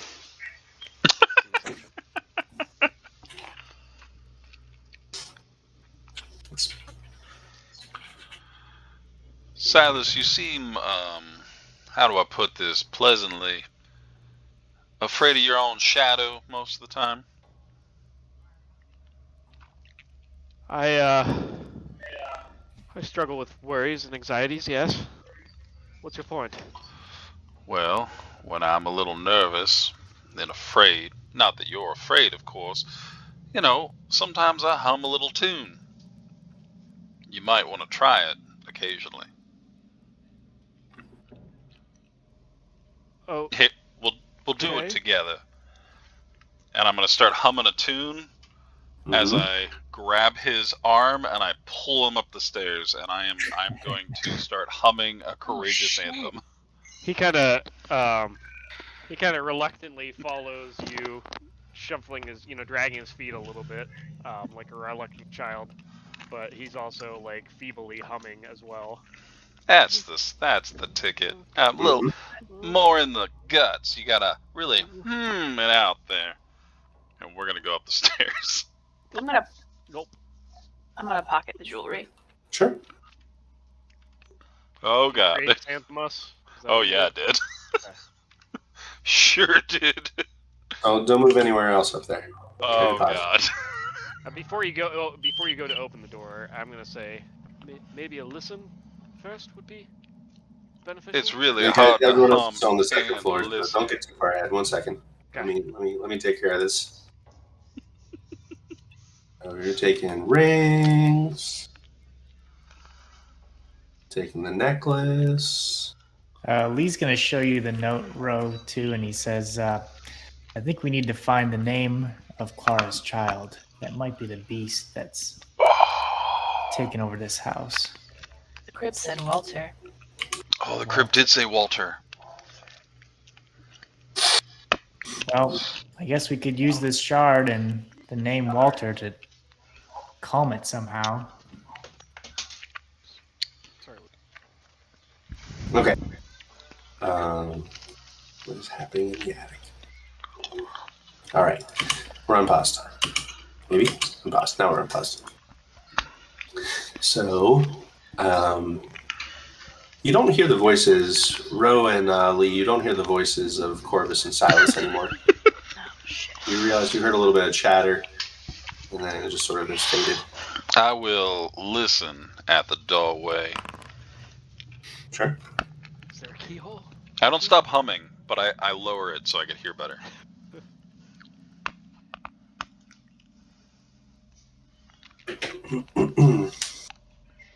You hear nothing. Okay, cool. I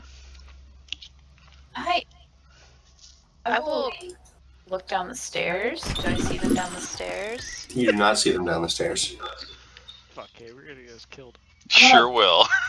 I want to rush back into the room. Well, come on, friend. And I'm I'm gonna gonna call- step into the door. Should we? And I'm gonna call up the stairs. You hear some creaking from the You floorboards. gotta live a little. Sometimes in life, you just gotta take a look. And I pop out real quickly around the hallway. Ha ha! Oh my god. He gets kind of dragged behind you as you. It's Pop out. nothing This here. bare hall is choked with dust and cobwebs. Several doors lead from this attic corridor, including a door held shut with a clear padlock over here. Oh, look, they even put it in the art. Huh. You If know, I hear Rose holler, I'm going to holler back. We're up here. Stop, that might be where the beast is. of course we're What? up here. Why would you think there's a padlock on this door? And I'd like to look at Wait. this door. I'm Hey. dragging you with me. A low creak cuts through the air Oh no. as one of the unlocked doors slowly creaks open God, babe. over here. Oh no! Do I That's see where I anything in am. there?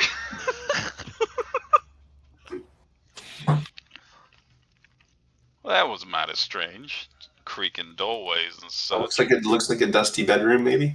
I kind of shuffle back around. I kind of rip my hand from your grasp and shuffle back behind your back and kind of peek around your back, look at the door. You stopped hear a- humming. Oh, sorry, I'd forgotten one other thing. Oh no. There's 10 You bandits. at the foot of this door where the padlock is, you see a skeleton of a dog, Oh. and there are scratch marks on the door. Um, No, I don't like that. I probably wouldn't have walked all the way up to the padlock. I would have looked at the dog first. Sure. I would It's a like. skeleton. Is there any like collar or anything on the dog? Yeah. Well, that's sad. And I'm gonna take the collar off. Sure. Is there a name on it? Yes, there is.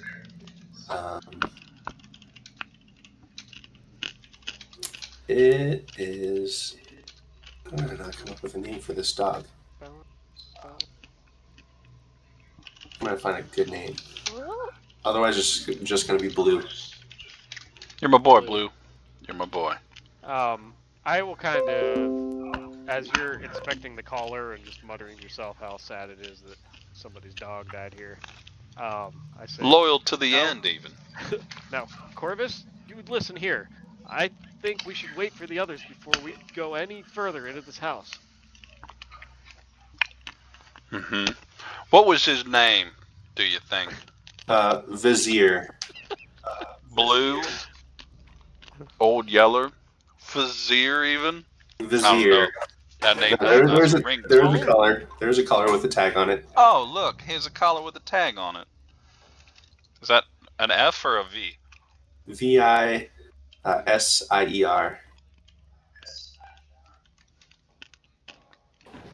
What kind of breed do you think it was? So Lee, what are Probably you a doing? golden retriever. Lee, as far as doesn't really know, what everybody else is doing, so he's continuing to investigate this master bedroom. Sure. So you're looking around in the master bedroom. There is some like moth-eaten clothes in the drawers in here. A bottle looks to be some sort of an alcohol that's long turned to like vinegar. Beside the bed. Roll a hidden perception check for me. Yeah. You're taking 10 minutes to search. For no reason. Right. You don't see anything else really of any story value. There may be some things of like minor gold value up here, but Does this nothing as valuable as the jewelry you already found. That door over there seems to lead to a smaller balcony. And is there a window that shows flesh outside? Yeah, it's this one's much more grimy and dusty than the other one was, but you wipe away some of the grime and you see a similar scene. Okay. I guess after that, he's going to kind of head out to the main. Oh, actually, no, there's this room here. Yeah, I'll say you probably catch some creaking and voices from between the floorboards. I'm not being subtle. All right, as he's coming out, he's going to pop open this door just to look inside. Jesus. It's a bathroom. Oh my god! The plunger is going to attack you. Killer toilet! An iron stove in the corner, as well as a wash basin off to the side, and a big wooden tub. Yeah, he'll just make sure to see if there's anything in the tub or the wash basin or the stove. Sure. What you see is this is really just for baths. So there's a wooden tub with clawed feet, a small iron stove with a kettle resting atop it, and a barrel under a spigot in the east wall. It looks like there's some piping that go into the wall that run up to the ceiling here. Okay. I guess at that point, yeah, he'll head out to the main floor and then kind of look around to see if he can locate where this creaking is coming from. Ro comes up the stairs. What are you doing? Oh, Ro. I tried to tell him. I tried to tell him. Vizier was a Back loyal. downstairs. Back downstairs. But here's the deal. You said she's like help us. ushering Silas past her. He kind of looks And at the you, door looks at Corvus, and then opened. goes back downstairs. She will grab Corvus and like usher him down the stairs if you will allow it. I'm gonna try to do Right like a deke. I'm gonna try to spin out of her grasp. Cause as you go to grab for me, I say, the spirit, you asked for help, and it opened a door, and I'm going to point south. We found things in the bedroom. We need to make a plan. We don't have all the information. You're going to get somebody killed. Oh, hey there, Silas. Where did you run off to? He runs down, not like looking where he's going, runs right into the brick wall that is Lee. You like, speak truths. Corvus said, and then we went up, and then she told us to come. They're up there. And he kind of steps to the side, looking ashamed. All right, let's go. And then Lee heads up the stairs. But she... Okay. Come on, kid. And like Lee's like a kid himself, basically. Oh my god. Can we just take a fucking minute to regroup? Here's the deal. The spirits have opened the door to the south. Oh, hey, Corvus. Hey, Ro. What did you find downstairs? Oh, just a little something, and he pulls out the amber shard with the note. Does it feel like it would fit in the thing? Yeah. Oh, that could fit in that hidden compartment. You know, when I wanted you to shove your other gem into the thing and you said no, sir? Yeah, I don't shove my gem into random slots. But that gem you could shove into a random spot, am I right? Sure. See? Rose? Ro, there's a plan. Excuse me? Ro? Excuse me? Yeah. Corvus is right. A door down there, it opened on its own accord. Thank you. Let's head this way. That seems smart. Wait a fucking minute. We're in a weird-ass house. Just gonna lean against this wall. Weird shit. We need to stick together so someone doesn't get grabbed and thrown down the stairs by a suit of fucking armor. I did warn everyone, then you came running upstairs, so, you know. You stay close. Exactly. Let's go Safety close this way. Numbers. Jeez. I did stop humming, though, so you lost your spell effect. Sorry. Stop that humming. Well, Lee, what do you think? Door to the south? And I put on my arm timidly for a handshake. He'll grab your arm and squeeze it. Oh, God. Forearm shake. Watch out for Vizier there. Don't step on his bones. And I'm gonna move to the south. All right. Which door were the scratches on? Right where you are. You're standing over top of a dog skeleton right now. With a fucking deadbolt. Yep, there is a padlock on the outside. Yep. Okay. All right. Heading into this room. That's this one. 17? Is this 17? This is 17. This cold, dust-choked room contains a slender bed, a nightstand, a small iron stove, a writing desk with a stool, an empty wardrobe, and a rocking chair. A frowning doll in a lacy yellow dress sits in the northern window box. Don't touch that. You, Corvus. Beside a tarnished old music box, cobwebs draping it like a wedding veil. You recognize this doll as the same one Rose was holding in the family portrait of the main hall.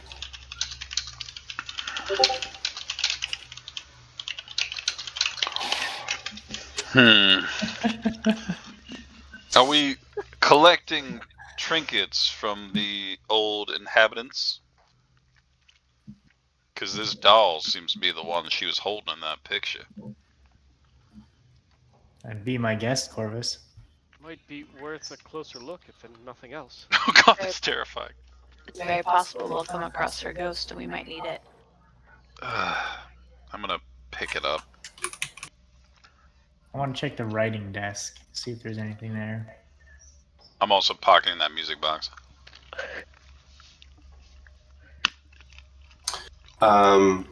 Hey, Silas.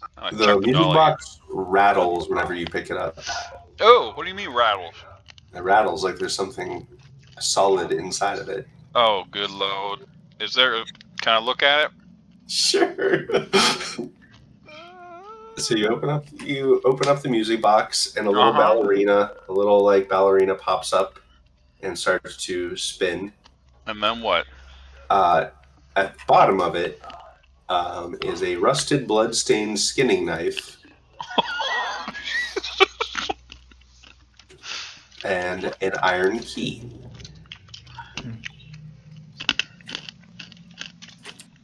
Why does a child have a rusty, bloody knife? Vault. I believe it's a skinning knife, but that's close enough.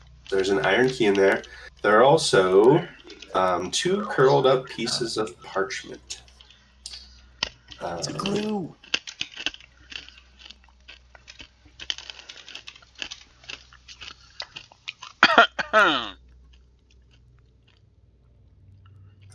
Yeah, there it is. Extract. Extracted. I want to read them. Extract it. Silas, I did chuck that doll at you, though, by the way. I have it in my inventory. Good. There you go. Okay. Oldest doll. The first parchment shows a basic floor plan split into 3 rectangles labeled quarters, shrine, and altar. Quarter and shrine are connected at the top by a single line and at the bottom by a double line, which means both to altar. The second parchment contains a list of unfamiliar names beneath the word recruitment. Well, that's just strange. I put the key inside the party's stash. Excellent. Does the list of names include the person the invitation was addressed to? Yep. That is Watcher. Vakter. The lady who got the invitation? Yes.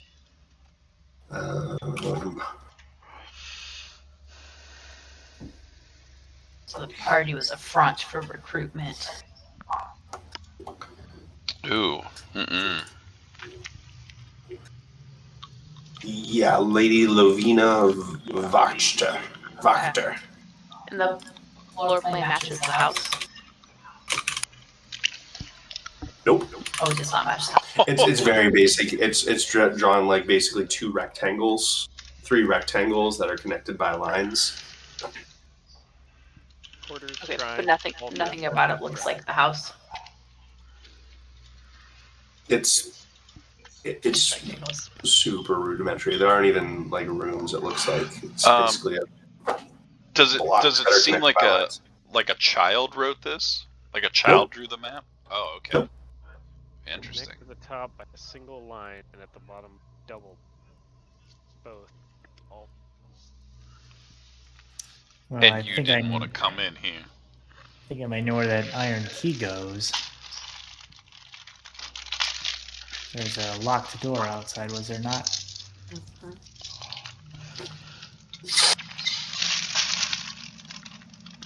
Well, Ro, you wanted a plan? I think we got one. We open up that door, and then maybe shove that gem into that hidden secret passageway. So far, these rooms have been full of lots of clues. I think we saved the locked door and the secret passage for last. I'm sorry. Could we take 10 minutes so that I can finish what I was trying to finish? Oh, your 10 minutes. Do you need some privacy? No. It's not that. I'm gonna sit in the He rocking chair. blushes. It's not that. He kind of sits on the floor and scatters some items out and starts just pouring different liquids into different bottles, and seems very intent on this. Ro, It shouldn't take long.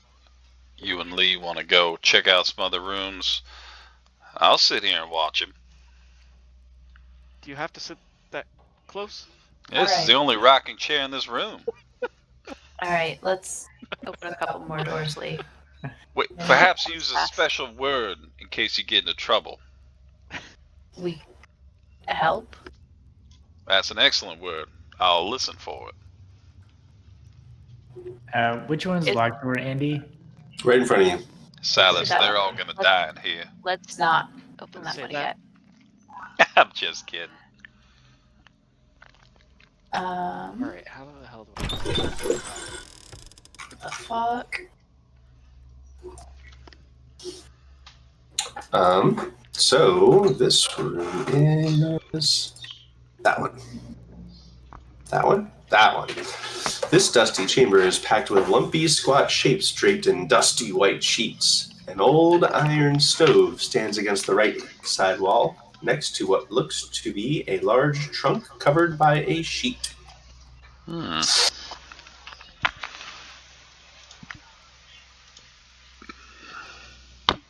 What is it? A lot of furniture. Maybe we'll check the trunk. Do you see the trunk? Uh, Whoever made this art, like, read this module. is it? It's pretty good. Look, Oh yeah. look at that trunk. They did it. I'll open the trunk. Inside, you find the skeletal remains of an adult human wearing torn and incredibly bloody dress. Does it look like the dress that Clara was wearing? Yup. Oh no. There we go. Okay. Is she missing fingers? Oh yeah.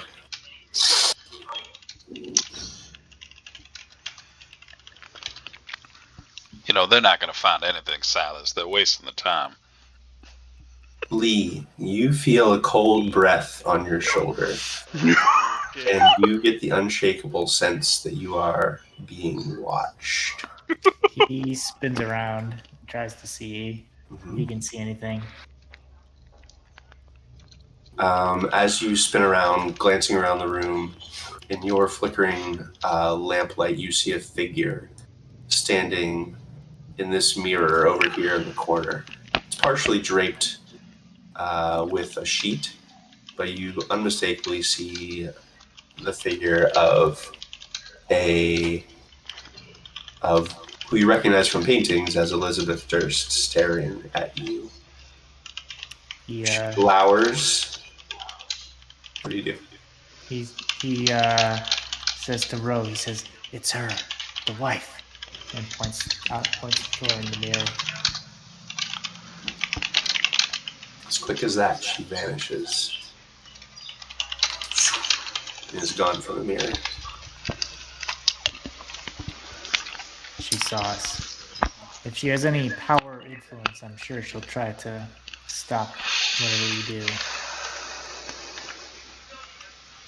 Let's just hope that her powers very limited.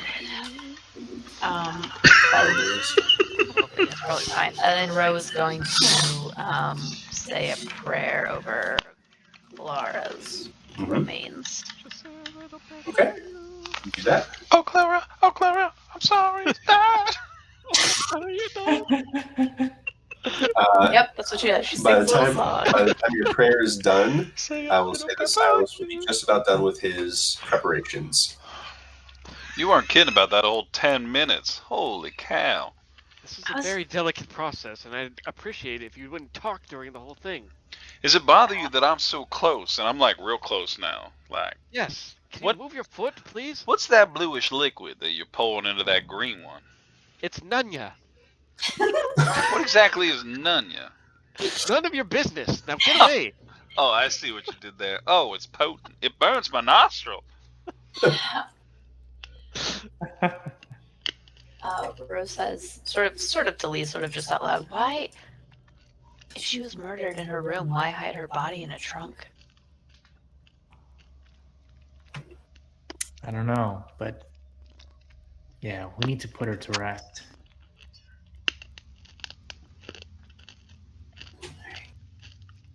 Shall we open the next? Let's do it. By the time you walk back into the hallway, you realize that door is open. That door's open? Yep. Wait, what door's open? Oh, I can't see it. But it wasn't open before, right? You guys in the spare bedroom, the music box bedroom, can gather up and leave whenever you wish. Okay. That should do it. Okay. Are you sure? You ready? You stretched? Okay. Let's do it. Was it better when I was humming or not so much? I liked it when you weren't humming. Weren't? But I don't want to keep you from doing whatever comforts you. I mean, I've watched you pour some potions into bottles for 10 minutes, but it's fine. I won't hum at all. And I'm gonna lean out the door. I actually prefer it. Some would call it courageous, and I am going to start humming. Mm-hmm. Gas! Get it up there. Yeah. This web-filled room contains a slender bed, a nightstand, a rocking chair, an empty wardrobe, and a small iron stove.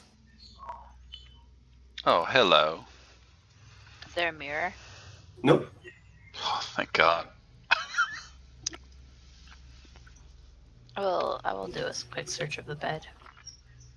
Whoa! What the hell did you guys find in Looks here? like it hasn't been used in some time. Okay. And in a quick look at the wardrobe, find there's no clothing or anything inside Okay. any of the drawers up here. I expected to find the boys' room. I know where the boys' room is. Behind I'm this holding a padlock. key right in front of the padlock. Be wary. Elizabeth's ghost is out and about. Ghost. I kind of nod and I start humming a little louder, and I'm going to put the key in the padlock. Clicks and unlocks. Oh, fuck. Oh my God. I found the boys. This room contains a bricked-up window, flanked by two dusty wood-framed beds, sized for children. Closer to the door is a toy chest with windmills painted on its side and a dollhouse that's a perfect replica of this dreary edifice in which you now stand. These furnishings are draped in cobwebs. Lying in the middle of the floor are two small skeletons wearing tattered but familiar clothing. The smaller of the two cradles a stuffed doll that you also recognize. Alright. Seeing the corpses over your shoulder, Corvus, I'm going to attempt to kind of move past toward them. And I would like to inspect. Careful now.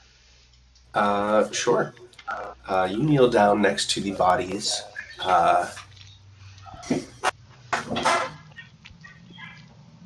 You start to look under the clothes a little bit to see if there are any blood stains or signs of violence.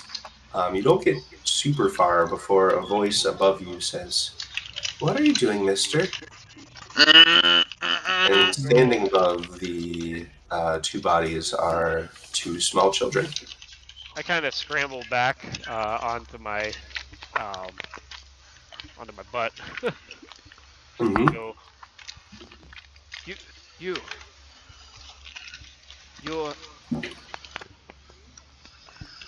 I'm Rose.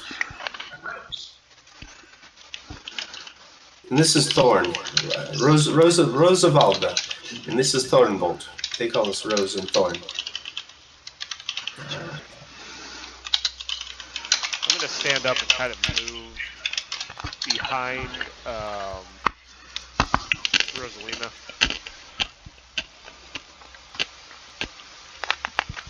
Did you get the picture? Oh, you got a picture? I had to show players. I don't think I got a picture. Did I think it takes a little bit to load. Oh, but there it is. Cool.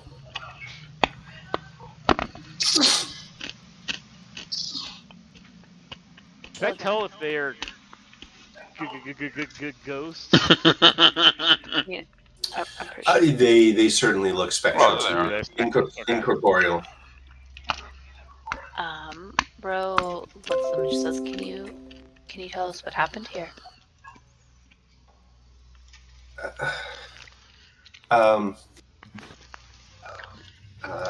She looks down at her brother, who sort of is cowering behind her a little bit, and she sort of, her body looks as if it takes a deep breath.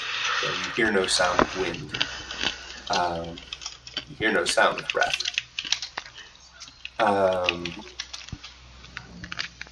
And she looks at you and says, Mama put us up here again, in this bedroom. Thorn called for a vizier.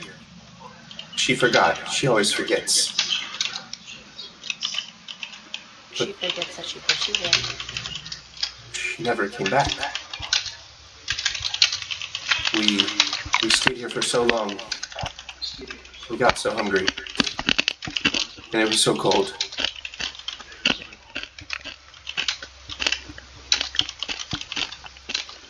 Where? Your mother locked you in here.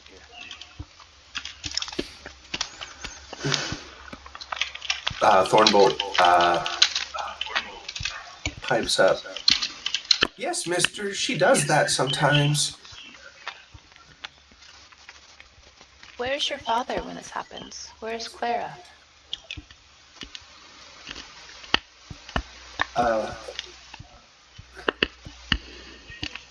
They look at each other and say, I haven't seen Clara in so long, says Rose. Father puts us up here sometimes too when company's coming over. They want us to be out of the way for the company. Business meetings. They say it's very important for the family.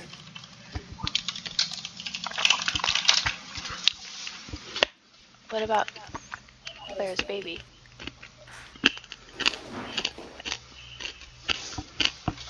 Mama didn't like Walter.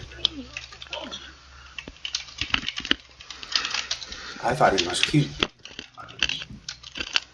What? I haven't seen him.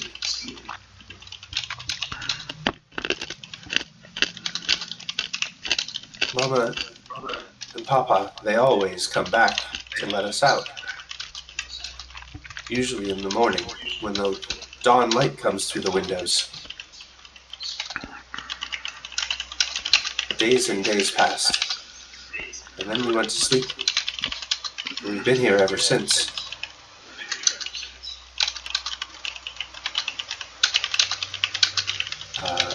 Thornbolt, at this, looks behind you all, says, Vizier!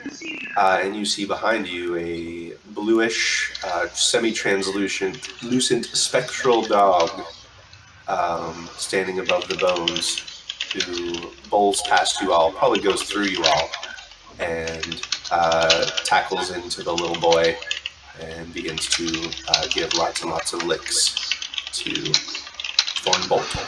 And you didn't want to open up this door. Lee says, do you know who Drasha is? Oh, Drasha. One of Mama's friends. Yes.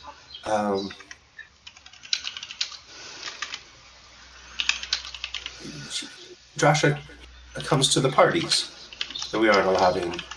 They say it's not a place for children to be. Although I think we're quite grown up. Right, Thorn? And Thorn just says, Do your parents, or do you know where your parents held these parties?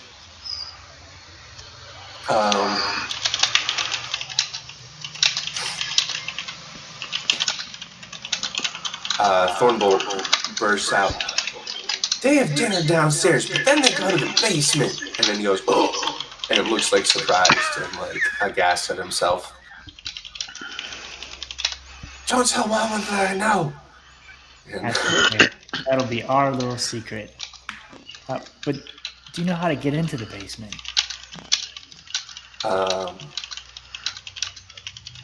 Rose and him kind of share a look for a moment at the thought of the basement, the two of them, though like Rose has been kind of held together. The look that they share sort of melts away a lot of that poise that she's been showing, more than Thorn has been showing, and she looks much more like the traumatized and scared child that she is, or was. After a glance, they look over towards the dollhouse, which opens up of its own accord, and it unfolds, revealing the house that you've been traveling through. You see two things. Actually, no. What do you do with the house? As it begins to open up and unfold. You see there is no basement in the house. I'll go get a closer look. So check to show us whatever it is. As you get a closer look, you realize that there is. I'm. Hello? Yeah, hello. You guys hear me? Okay. Alright, I'm gonna stick behind Rose as she approaches as well. Yeah, she hasn't moved. They haven't moved away from their bodies yet.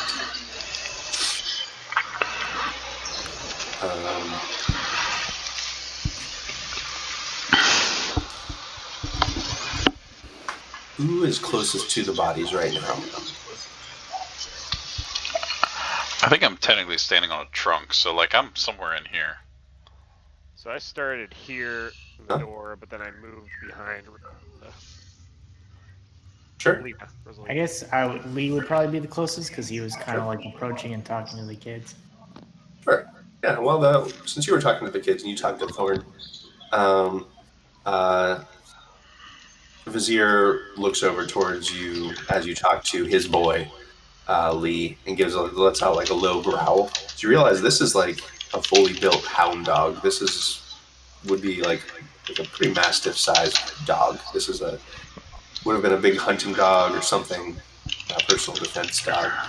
Seemed to show great fondness for the boy. But Thorn says, "It's okay, Vizzy. These are friends. See, they let you in. You've been running in, haven't you? I heard you out there. For days.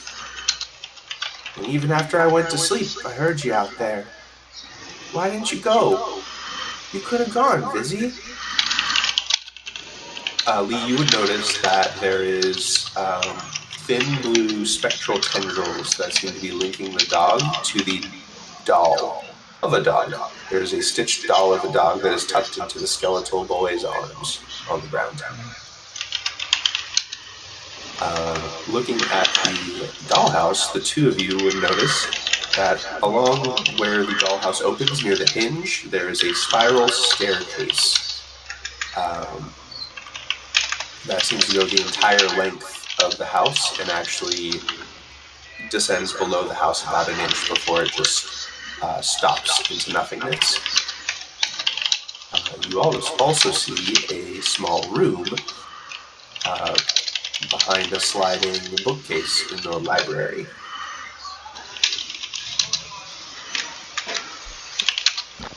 Sorry, Andy, can you say that again? There is a spiral staircase that seems to be hidden behind stone walls. It's connected to a sliding door Gem slot. in the storage room in the attic. It seems to go the entire length of the house until it descends below the house. There's also what looks like a secret compartment behind one of the bookcases in the library. Gem slot. What do you know of the beast in the basement? They look. Thorn whimpers and hides behind Rose, and she kind of cringes as that, and her breathing and body seem to get a little bit panting and faster. She says, "There have been noises coming from down there for a long time, and it's taken over the entire house, and it comes out at midnight. It's a monster. It's a monster." Was the monster here before Walter? She shakes her head. The monster wasn't until after we were stuck up here.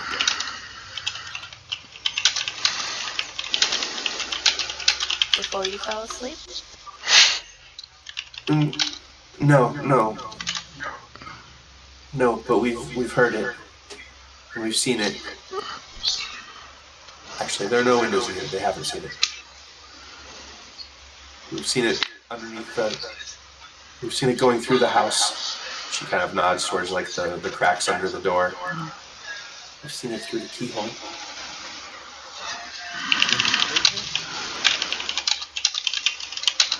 I don't want to stay here. Don't leave us. Don't leave us in here. We'll get you out. Did your parents talk about this monster? No. I haven't seen my parents. I hope it didn't get them. What if it hurt Mama? What if it hurt Papa? It's all right. We're here to help. We'll help you. Take us with you. Please. Take me with you. I can help. She reaches towards you. He doesn't pull away from her, but he says, it's probably best if you stay up here. We're gonna try to find this monster and put it to rest. We're gonna leave these children locked in their room again. No, we can leave the door open, but they should probably stay up here. Silas kneels down and opens up his pack, and he pulls the doll out from the other room. Mm-hmm. Kind of tentatively walks past Ro and says, I found this. Maybe this can give you some comfort. And I'm going to hand it to Rosalina. What's her name? Valda. Rosalda, yeah. Rosavalda. Rosalda. She lets out a squeak of joy at the sight of her doll, and she rushes forward to give you a hug. And her body melts into yours. Oh, that's why we do this. Oh shit.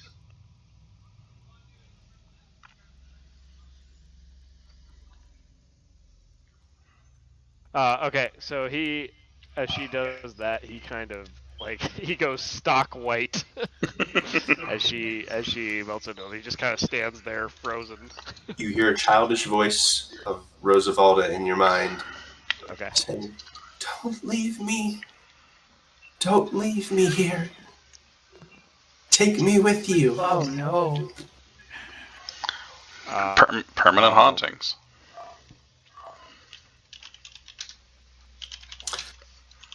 Okay. So she's kind of, and sorry, my Discord keeps freezing. She melted into me. She melted into you, and you hear a voice in your head that says, "Don't leave me here. I don't want to be here. I don't want to be alone. I can help." Oh no! You are possessed. Oh!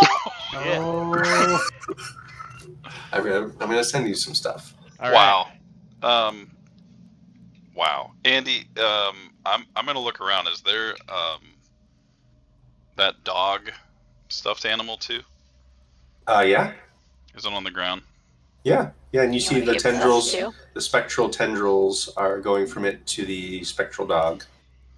Give me 1 second. I'm gonna reconnect just to see if I'm going to reconnect by Dane. Connect. Yeah, I'm gonna pick up the doll and I'm gonna try to hand it to the small kid. All right. This will happen. So you haven't acted in a bit. So this is probably happening while the conversation with Rose is happening. Rose Valda. Let me grab this little thing. Just grabbing a little thing here. Don't even worry about it. I'm just gonna copy and paste this real quick. Okay, it's probably fine. No, stop it. Stop it. Why is it doing this? Possessed. Bold. Who is? What? That's crazy.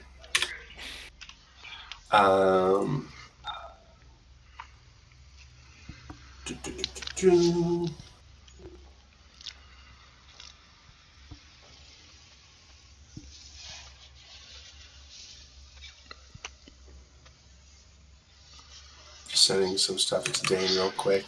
He's power cycling. Power cycling. Power cycling. Okay, so as you grab the doll, It's just like a rag doll, like a canvas rag doll of a dog. It's a little like lopsided, and one of the ears is a little bit torn.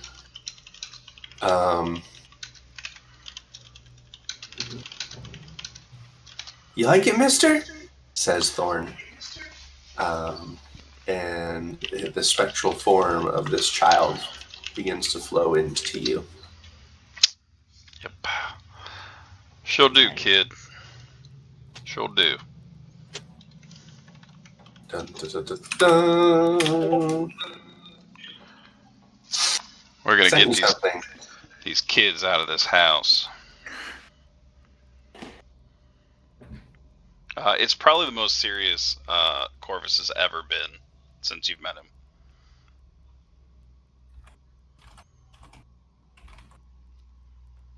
So, I'm Nice. sending you a couple things. Love it. And this, boom. Shaboom, shaboom.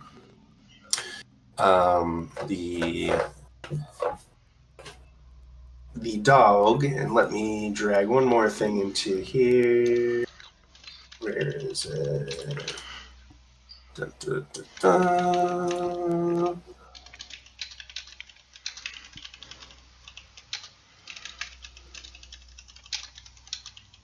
Did it happen? Yep, there it is. And I added Thorn's doll to your inventory. Excellent. Cool. Ro and Lee, what are you two doing as you see these ghosts flow into your two companions? Corvus, Silas, are you all right? What? Well, yeah, of You course. still with us? Of course I'm still with you. I mean, we're all up here. It's fine.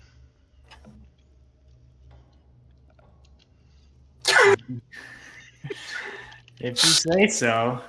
I'm no longer humming, by the way. Well, How's Ro feeling about all these circumstances? How's Ro feeling about all these circumstances? She was just gonna tell the ghost kids to go to sleep in their beds, like tuck them in, walk away. I'm just saying, maybe we should go down to the library now, carefully, cautiously, and maybe see what happens. We don't know what the beast wants yet. But it's an option. And the library is separate from these spiral stairs that go into the where the beast probably lives. The Is it shrine and possible? altar. Is it possible that the beast wants these children that you're about to serve up to him on a platter?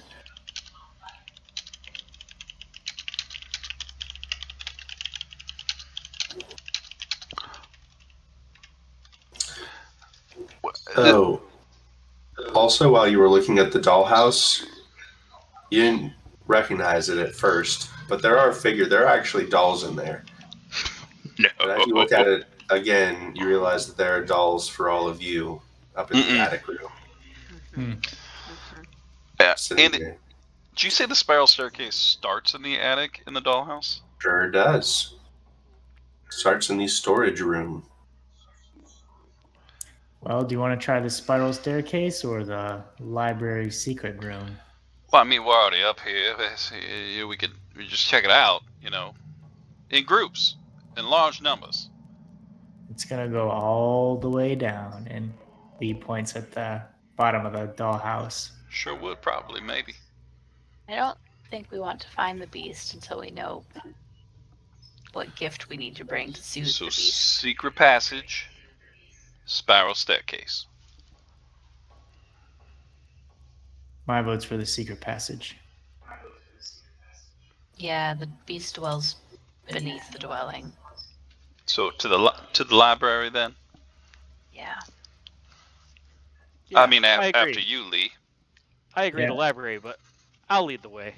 And I'm going to push Lee aside and walk. Oh, jeez. I am now holding onto the back of Silas as I go. All right, Silas, after you.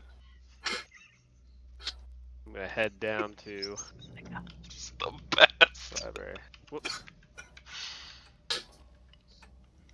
What floor was the library on? The first one or the second? They're just gone. Okay, Jesus. You're just going.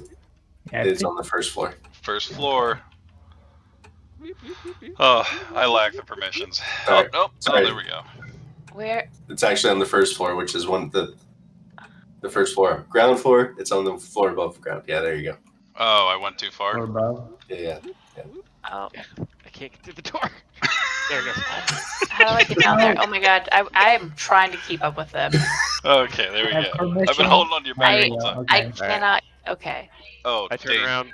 you are not courageous from me anymore. Okay. I stopped How do humming. I turn around and say, Okay. "Give me the gem." Give him the hang gem. On. Hang on. It's time. We have to put the gem in. Wait for Ro. I don't want to wait for Ro. Listen, there's no time. There's no time to be waiting around. Give me the gem. We need to get in there. Give him the gem. What are we going to Doesn't do sound once like we're you, in there? Silas. Are you still in there? I Why are sit you on the asking ground so and many start. questions? I'm rocking and I'm weeping. Why are you asking so many questions? Give me the damn gem. I think Do you want to all. find out what's going on here or not? Rose, what are you going to do when you get inside? She says while looking at Silas. We are here to help you, but you have to tell us what's happening. Ro is calling you Rose, Silas. Okay. My name's not Rose. My name is Silas. You know that already. Why are you calling me Rose? All Are you right, daft or something? Silas, what are you going to do when you get inside? We're going to see what this beast is all about once and for all. Is the Take care beast of it. inside this room, or is the beast in the basement? Well, looking at what we saw upstairs, if you will recall, there's the a best spiral thing that could staircase happen that to you. goes behind the house. And it seems to connect to this room as well. All right, let's open this together. And Lee That's what steps I up. He's holding the gem in his hand to place in the socket. Silas steps in front of you and puts a hand on you and looks you straight in the eye and says, I said give me the gem. We don't know the beast's name or what gift it wants. I don't know why any of you are so eager to open this damn door. We're gonna die in here. I'm continuing to weep on the ground. Why do you want to open this door so badly, Silas? Because if anybody should open the door, why shouldn't it be me? And what do you care? Lee, like with a quick move, he's going to shove Silas's hand aside and then insert the gem. Oh. Hey, you big oaf!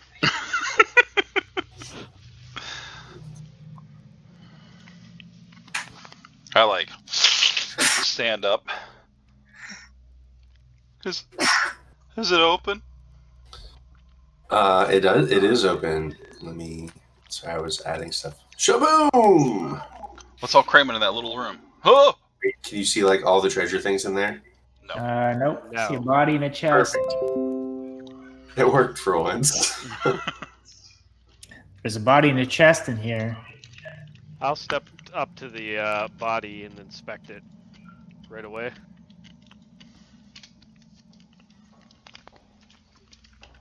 I'm actually back here. I just wanted a picture from my notes.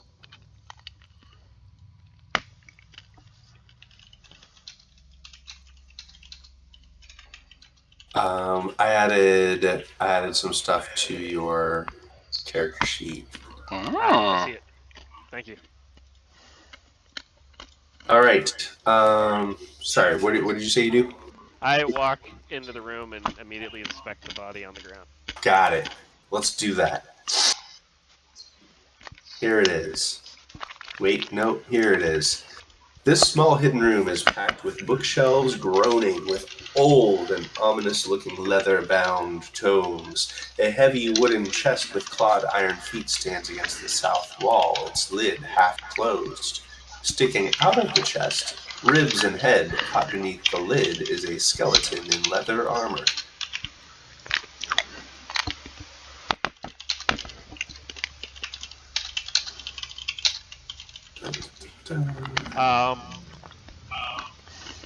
as I'm inspecting the corpse, I'm removing the leather armor from it. Sure. He goes, I'm taking this. I hope nobody minds. What is it? It's leather armor. So you, as you're taking the leather armor off, you hear a clattering to the floor of a dart. What's this? I'm gonna inspect the dart. It looks like it is some sort of a dart whose plunger has been depressed. Looks like it is a dart that is intended to be flung or thrown from some sort of a device.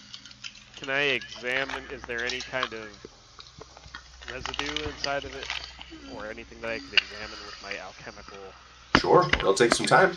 Yeah, I'll take my time to try to. I stand up and kind of move to the side to inspect the dart. Sure. So Silas is going to be taking 10 minutes looking at this dart. Did you stop taking the leather armor while you took the dart? Yeah, I guess I would have gotten distracted from taking the leather armor once I saw that fall out. I'm going to start taking the leather armor. Is there any insignia on the leather armor? No. Okay. The skeleton also has a dagger. I'm going to throw it in the thing, and looks like the skeleton has a skeleton's left hand, the one that was inside the chest. But you guys aren't in the chest yet. You don't know that. I'm inspecting the chest while You're they're open the chest? the bodies. Sorry, there are 3 darts in the that you found. One of them that were in the skeleton's rib cage. I don't need no stinking leather armor. All right, you open up the chest. You notice that there is a string that kind of pulls as you open the chest Oh, up. fuck. But whatever device that this used to be is no longer activated, so you do not suffer any traps. Inside the skeleton's left hand is a kind of crumpled up piece of paper.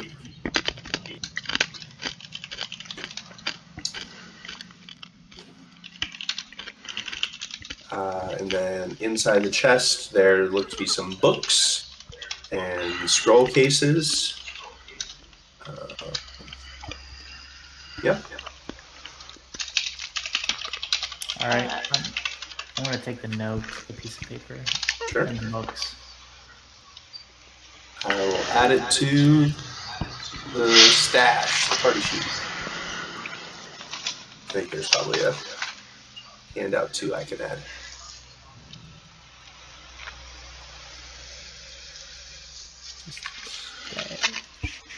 Here, I will also extract this for a handout for everyone. So everyone can have one. Extract. Wow, nice. Here's the letter. My most pathetic servant. I am not a messiah sent to you by the dark powers of this land. I have not come to lead you on a path to immortality. However many souls you have bled on your hidden altar, however many visitors you have tortured in your dungeon, know that you are not the ones who brought me to this beautiful land. You are but worms writhing in my earth. You say that you are cursed, your fortune spent. Your husband took solace in the bosom of another woman, sired a bastard son, and drove you to abandon love for madness. Cursed by darkness? Of that I have no doubt. Save you from your wretchedness? I think not. I much prefer you as you are. Your dread lord and master, Strahd von Zarovich.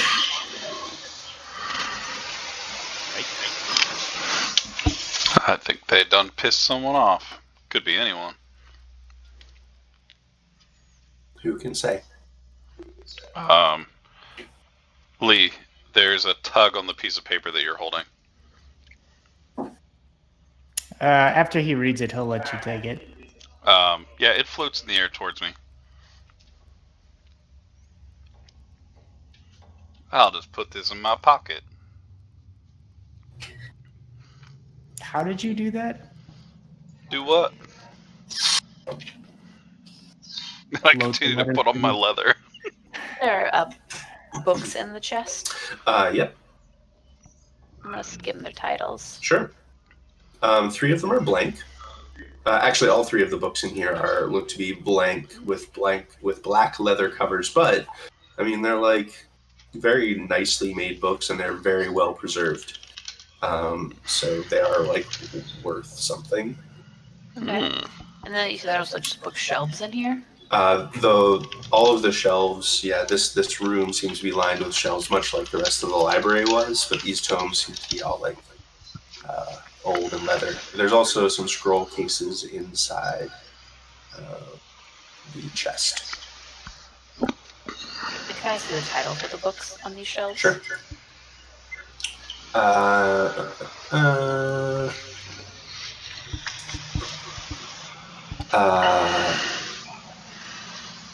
Actually, I don't know that any of them would have titles per se. However, flipping through a few of them, you see tomes describing fiend summoning rituals and the necromantic rituals of a cult called the Priests of Osibus. I will copy that for you. Why? I mean, we can all spell that, probably. Ooh. What is it? What did I do? There it is. Oh, damn it. Stop it. I'm good at this. Here you go. I like that Rachel's character said it. It's totally how I spelled it.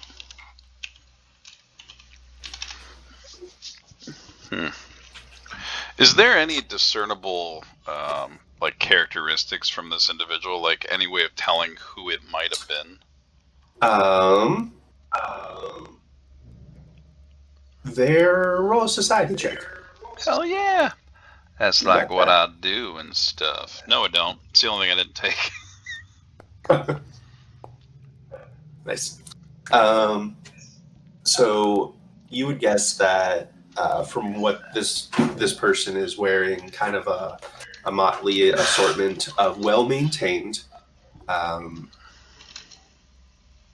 but older and used gear, strikes you as some sort of like an adventuring sort, maybe like a treasure seeker or something like that.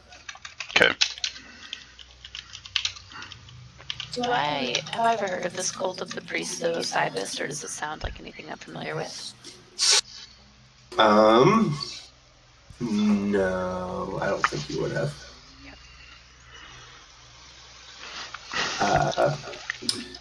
So here's the rest of the stuff inside the chest.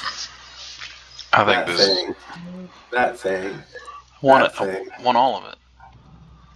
There's Extract things. Poison. There's a lot of things inside the chest. Oh my. Bible books. There's a deed. What was it, will? And a will. Where are you guys seeing this? It's in the party sheet. Potty. Well, perhaps we should divvy up these spells and other useless items.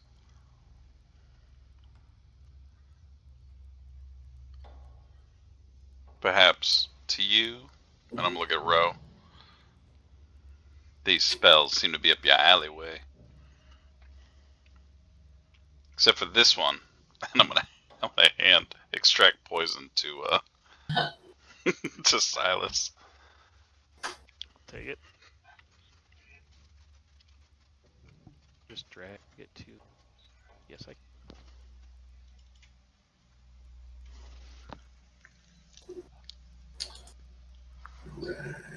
Oh shit. To the house and the windmill and other family property is bequeathed to the kids. So saith the will. I say in my accent. Mm-hmm. So the way scrolls with spell casting would work, Rachel, is like if any of them are on like the divine list, you would be able to use them because you're a divine caster. Mm-hmm. You're an occult, Abe. Yes, I believe so. Yeah. Yeah, so Yeah, I am. I don't know why it's not giving the gold value for these. So each of those books is probably worth about 5 gold each. I'm going to change that on there. Shaboom. Andy, this book that's blank with a leather cover. Yep. Does it give me any like vibes? Like any kind of like I feel like it might be magical in some way, or is it just like an empty journal? You pitch a I would perception like check my way. to do that. You have detect magic. I have thievery. What you feel as you're looking inside this room is that this is a place you're not supposed to be. You are breaking the rules right now. I shouldn't be in here. And I drop the book and then walk into the hallway very quickly. You're being very naughty right now. Shouldn't be in there. We should have locked that up. We shouldn't put that gem in there. We shouldn't be in here. I shouldn't be in here. We shouldn't be here. Wait, where are you going? Wait I'm for me. going to sit down. And I sit down on the sofa. We shouldn't be Sure. here. We should leave. We shouldn't be here. I'm Shut gonna up a second. What did we learn here? Is there anything useful? I'm gonna I take learned the we shouldn't three. be here.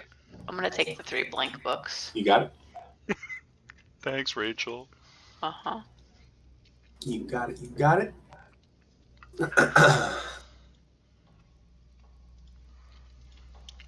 I was in the process of pilfering deeds when I picked up that book, so I don't know if I would have picked them up or not, but If you didn't grab all the stuff, we would take it. okay. I took the letter, and then I felt like I shouldn't be there, so help yourself. Silas, as you followed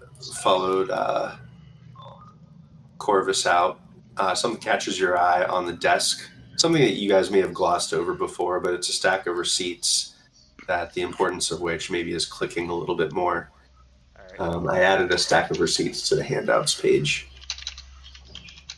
but it is a stack of receipts for candles, daggers, and incense. Silas, don't mess with that. They'll be upset. No, it's fine.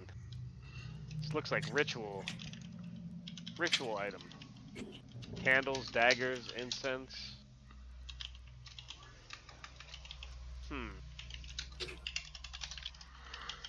Well, I guess we should head to the spiral stairs in the attic.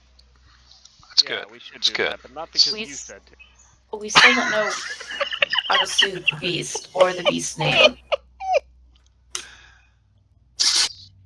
Well, what are we I think- waiting for? Let's find the I gift. think the beast may be Walter, or came from Walter. He I'm needs not a actually gift. going first. I just made it through the door. There's those ritual runes and flesh tumors near the crib, Walter's crib. So if the beast is Walter, what kind of gift would Walter require? Fingers. A music box, and I hold out the music box I have in my pocket. As you exit the library, you notice that there are fleshy tendrils across the floor here now That's- as well. Probably okay. What is that? What are those? Do you think this is part of Walter? And I'm just gonna nudge one with Oh, my finger. fuck. Don't touch it. Andy, are these suits of armor, do they have like a sword in them by any chance? No. Damn it. It's the half hour. Wait, is it 8:30 or is it 9? 8:30. Good. Okay, alright. Listen, we still have hours. We should go in prepared. I need a sword. A bigger sword than this dagger. This dagger's pathetic. This note from Elizabeth merely says that we need to present the shard and speak the beast's name to quiet it down. Quiet it down. Is that the gift we're supposed to give it? I don't think there's a gift. That wall clearly said that we're supposed to give it its gift to appease it. Well, that would make sense, but we're also supposed to be aware of its brood, whatever the hell that means. I'm sure it's fine. Whatever it may be. Elizabeth also told Rasha to be gone from the house before midnight. So we have less than 4 hours. Is there anything else that... I'm gonna go upstairs. I'm following I think close you just went behind. downstairs. Oh, I went downstairs. Oh, how do we? Oh god. Oh god. Oh man. Oh Is jeez. there anything else that we missed up here? I can't get to the door. What's happening? Oh my god. Thank you. Try using WASD. Oh. I'm stopped. Select your character first, maybe. There are 2 tokens? Oh, I did it. What? Where'd you go? There's like there are 2 of them. So do you have your? You probably don't have the right tool selected off to the left. No, you do. Did we ever search So what there was are in 2 here, tokens. Chris? That Chest right here? that was like the kids' toy chest. Okay. Yeah. Okay. I think the All dollhouse was on it, but we didn't check inside. I went back up to the attic, Andy. I was trying to follow you. And I'm gonna search this toy chest. Oh god, he went higher. Gotta be something in here. Maybe something Walters. There are some toys. Yep. You went to the attic. I'm coming. I was falling close behind. I lost you on the stairs, but here I am. Anything that looks like a child's or a baby's toy, opposed to a child's toy. This room feels safe. I'm gonna sit on the bed. Digging through. I'm gonna check the crib area again also to see if there's anything that would look maybe Walter's possession. The crib room is now entirely walls, floor, ceiling encased in Balls. confluent fleshy tendrils. I wonder if he wanted his mother's corpse or. They're shunting together. We can't have her finger anymore. Burn that. Oh, I did burn that. Sorry, so what are we doing up in the attic? I'm searching through the toy chest for anything out of the ordinary that would be maybe a baby's toy or anything like that. You see many toys that you have a fondness for. None of them are as fond to you as the doll in the yellow dress, which you are holding still. Yep. Wait, The poison that you looked at, those darts did have poison inside of them. It would have been a fairly deadly poison for most mortals. Silas, what'd you find in there? Toys. What kind of Nothing toys? but toys. Silas definitely touched one of the toys that is your favorite. Why did you touch that? And I rush over and I'm gonna grab it. I'm gonna try to hold on to it. It's a wooden horse. Okay. I 'Cause want saw it. first. It's give it to me. mine. I'm gonna try to swipe it from him. Try to yank it as well. All right, roll these. Let's roll strengths. Oh, strengths? Oh, fuck. How do I roll to strengths? Athletics is fine. Athletics. Oh, okay. It's not bad. Athletics. Pretty good. Trouble, Ib. Wow, you really are in trouble. Yoink. Wait. I'm using my roll. Your hero point? Hell yeah, I am. Fucking touch my toy. I want that shit. Fuck! Where'd your character go? I am now going to sit on the ground and throw a royal fit. I started getting like mad at him. You're such a baby. You're a baby. It's really hard to do this accent as a child, so I'm sorry, but I'm Get up! throwing What are a you fit. doing? You're making a fool of yourself. You get struck as soon as you realize you've hurt Corvus's feelings. You feel instant regret and protectiveness. Fine. Here, just get up. I just I'm wanted gonna- it. I'm gonna give him my hand to get him up. Is anyone else on this floor? Yeah, Lee is searching for the spiral staircase. Okay, Lee, if you happen to walk by, I am currently now hugging Silas with a toy in my hand. So You're Lee, such a fool sometimes. as you're searching, I don't mean to be. there was a part of the house that earlier tonight, a couple hours ago, struck you as odd. That you thought maybe was like a chimney stack or something. Oh, that's right. I remember. Yeah. And that, having looked at the dollhouse, that actually is where this spiral staircase lies. Okay. I'm gonna see if I can find where that stone lining to the attic is. We're just hugging. Don't mind us. Yeah, you see Corvus and Silas just hugging it out, and I'm like, I've got like my hand on his head, and I'm like patting his head lovingly, even though he's slightly taller than me. What do you do? Snap out of it. I don't Yeah. like it when you're rude like that. Listen, I'm sorry. I didn't mean to hurt your feelings. I am bawling.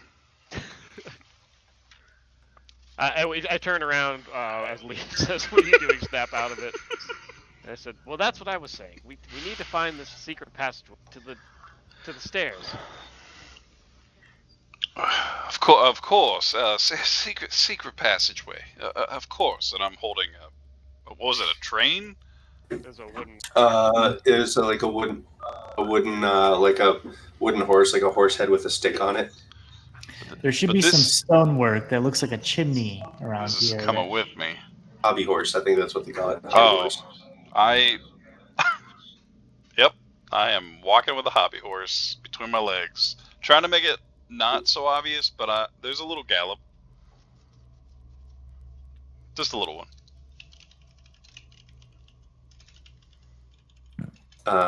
So from where it looked like in the dollhouse, it was in this storage room. Okay. What about the wolves? We never figured out the wolves. You're obsessing about these wolves. Could be anywhere in here. I'm gonna pull off these bunch of sheets off all this stuff. Yeah, I'll seeing that he started doing that, I'm gonna start doing it too. Sure. Is this a chest? Yeah, There's a skeleton a inside. body in there. Don't Oh look my in God. there.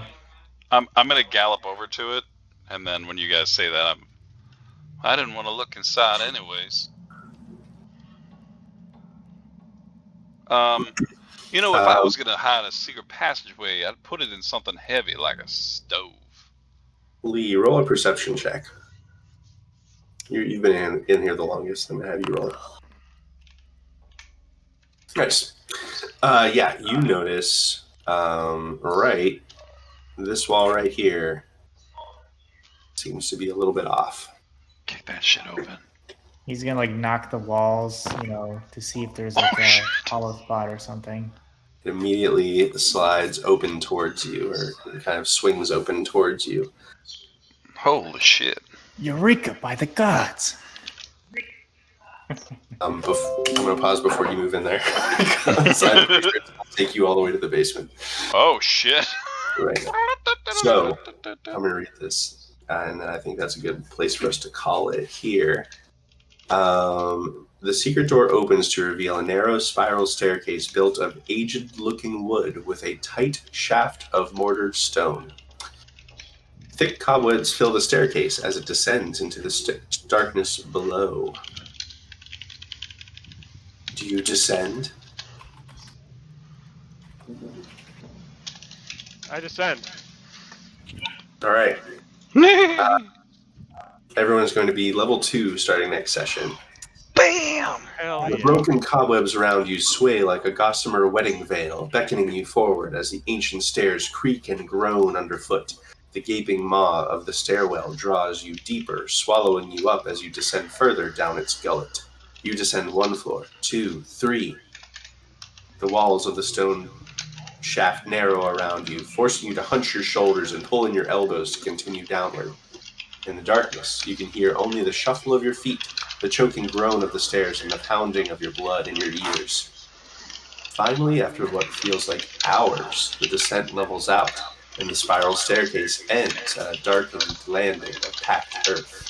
A narrow tunnel supported by aged timber braces stretches ahead of you.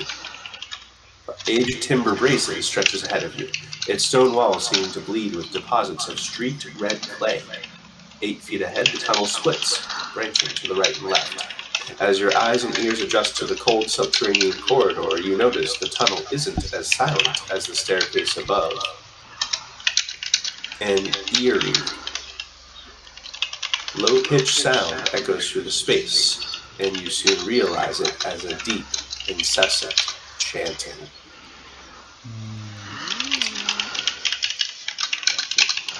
Creepy. Don't have this Well, shit. anymore. That's fine. That's where we're going to end the night. As you guys start into the basement of Manor Durst. Dun, dun, dun.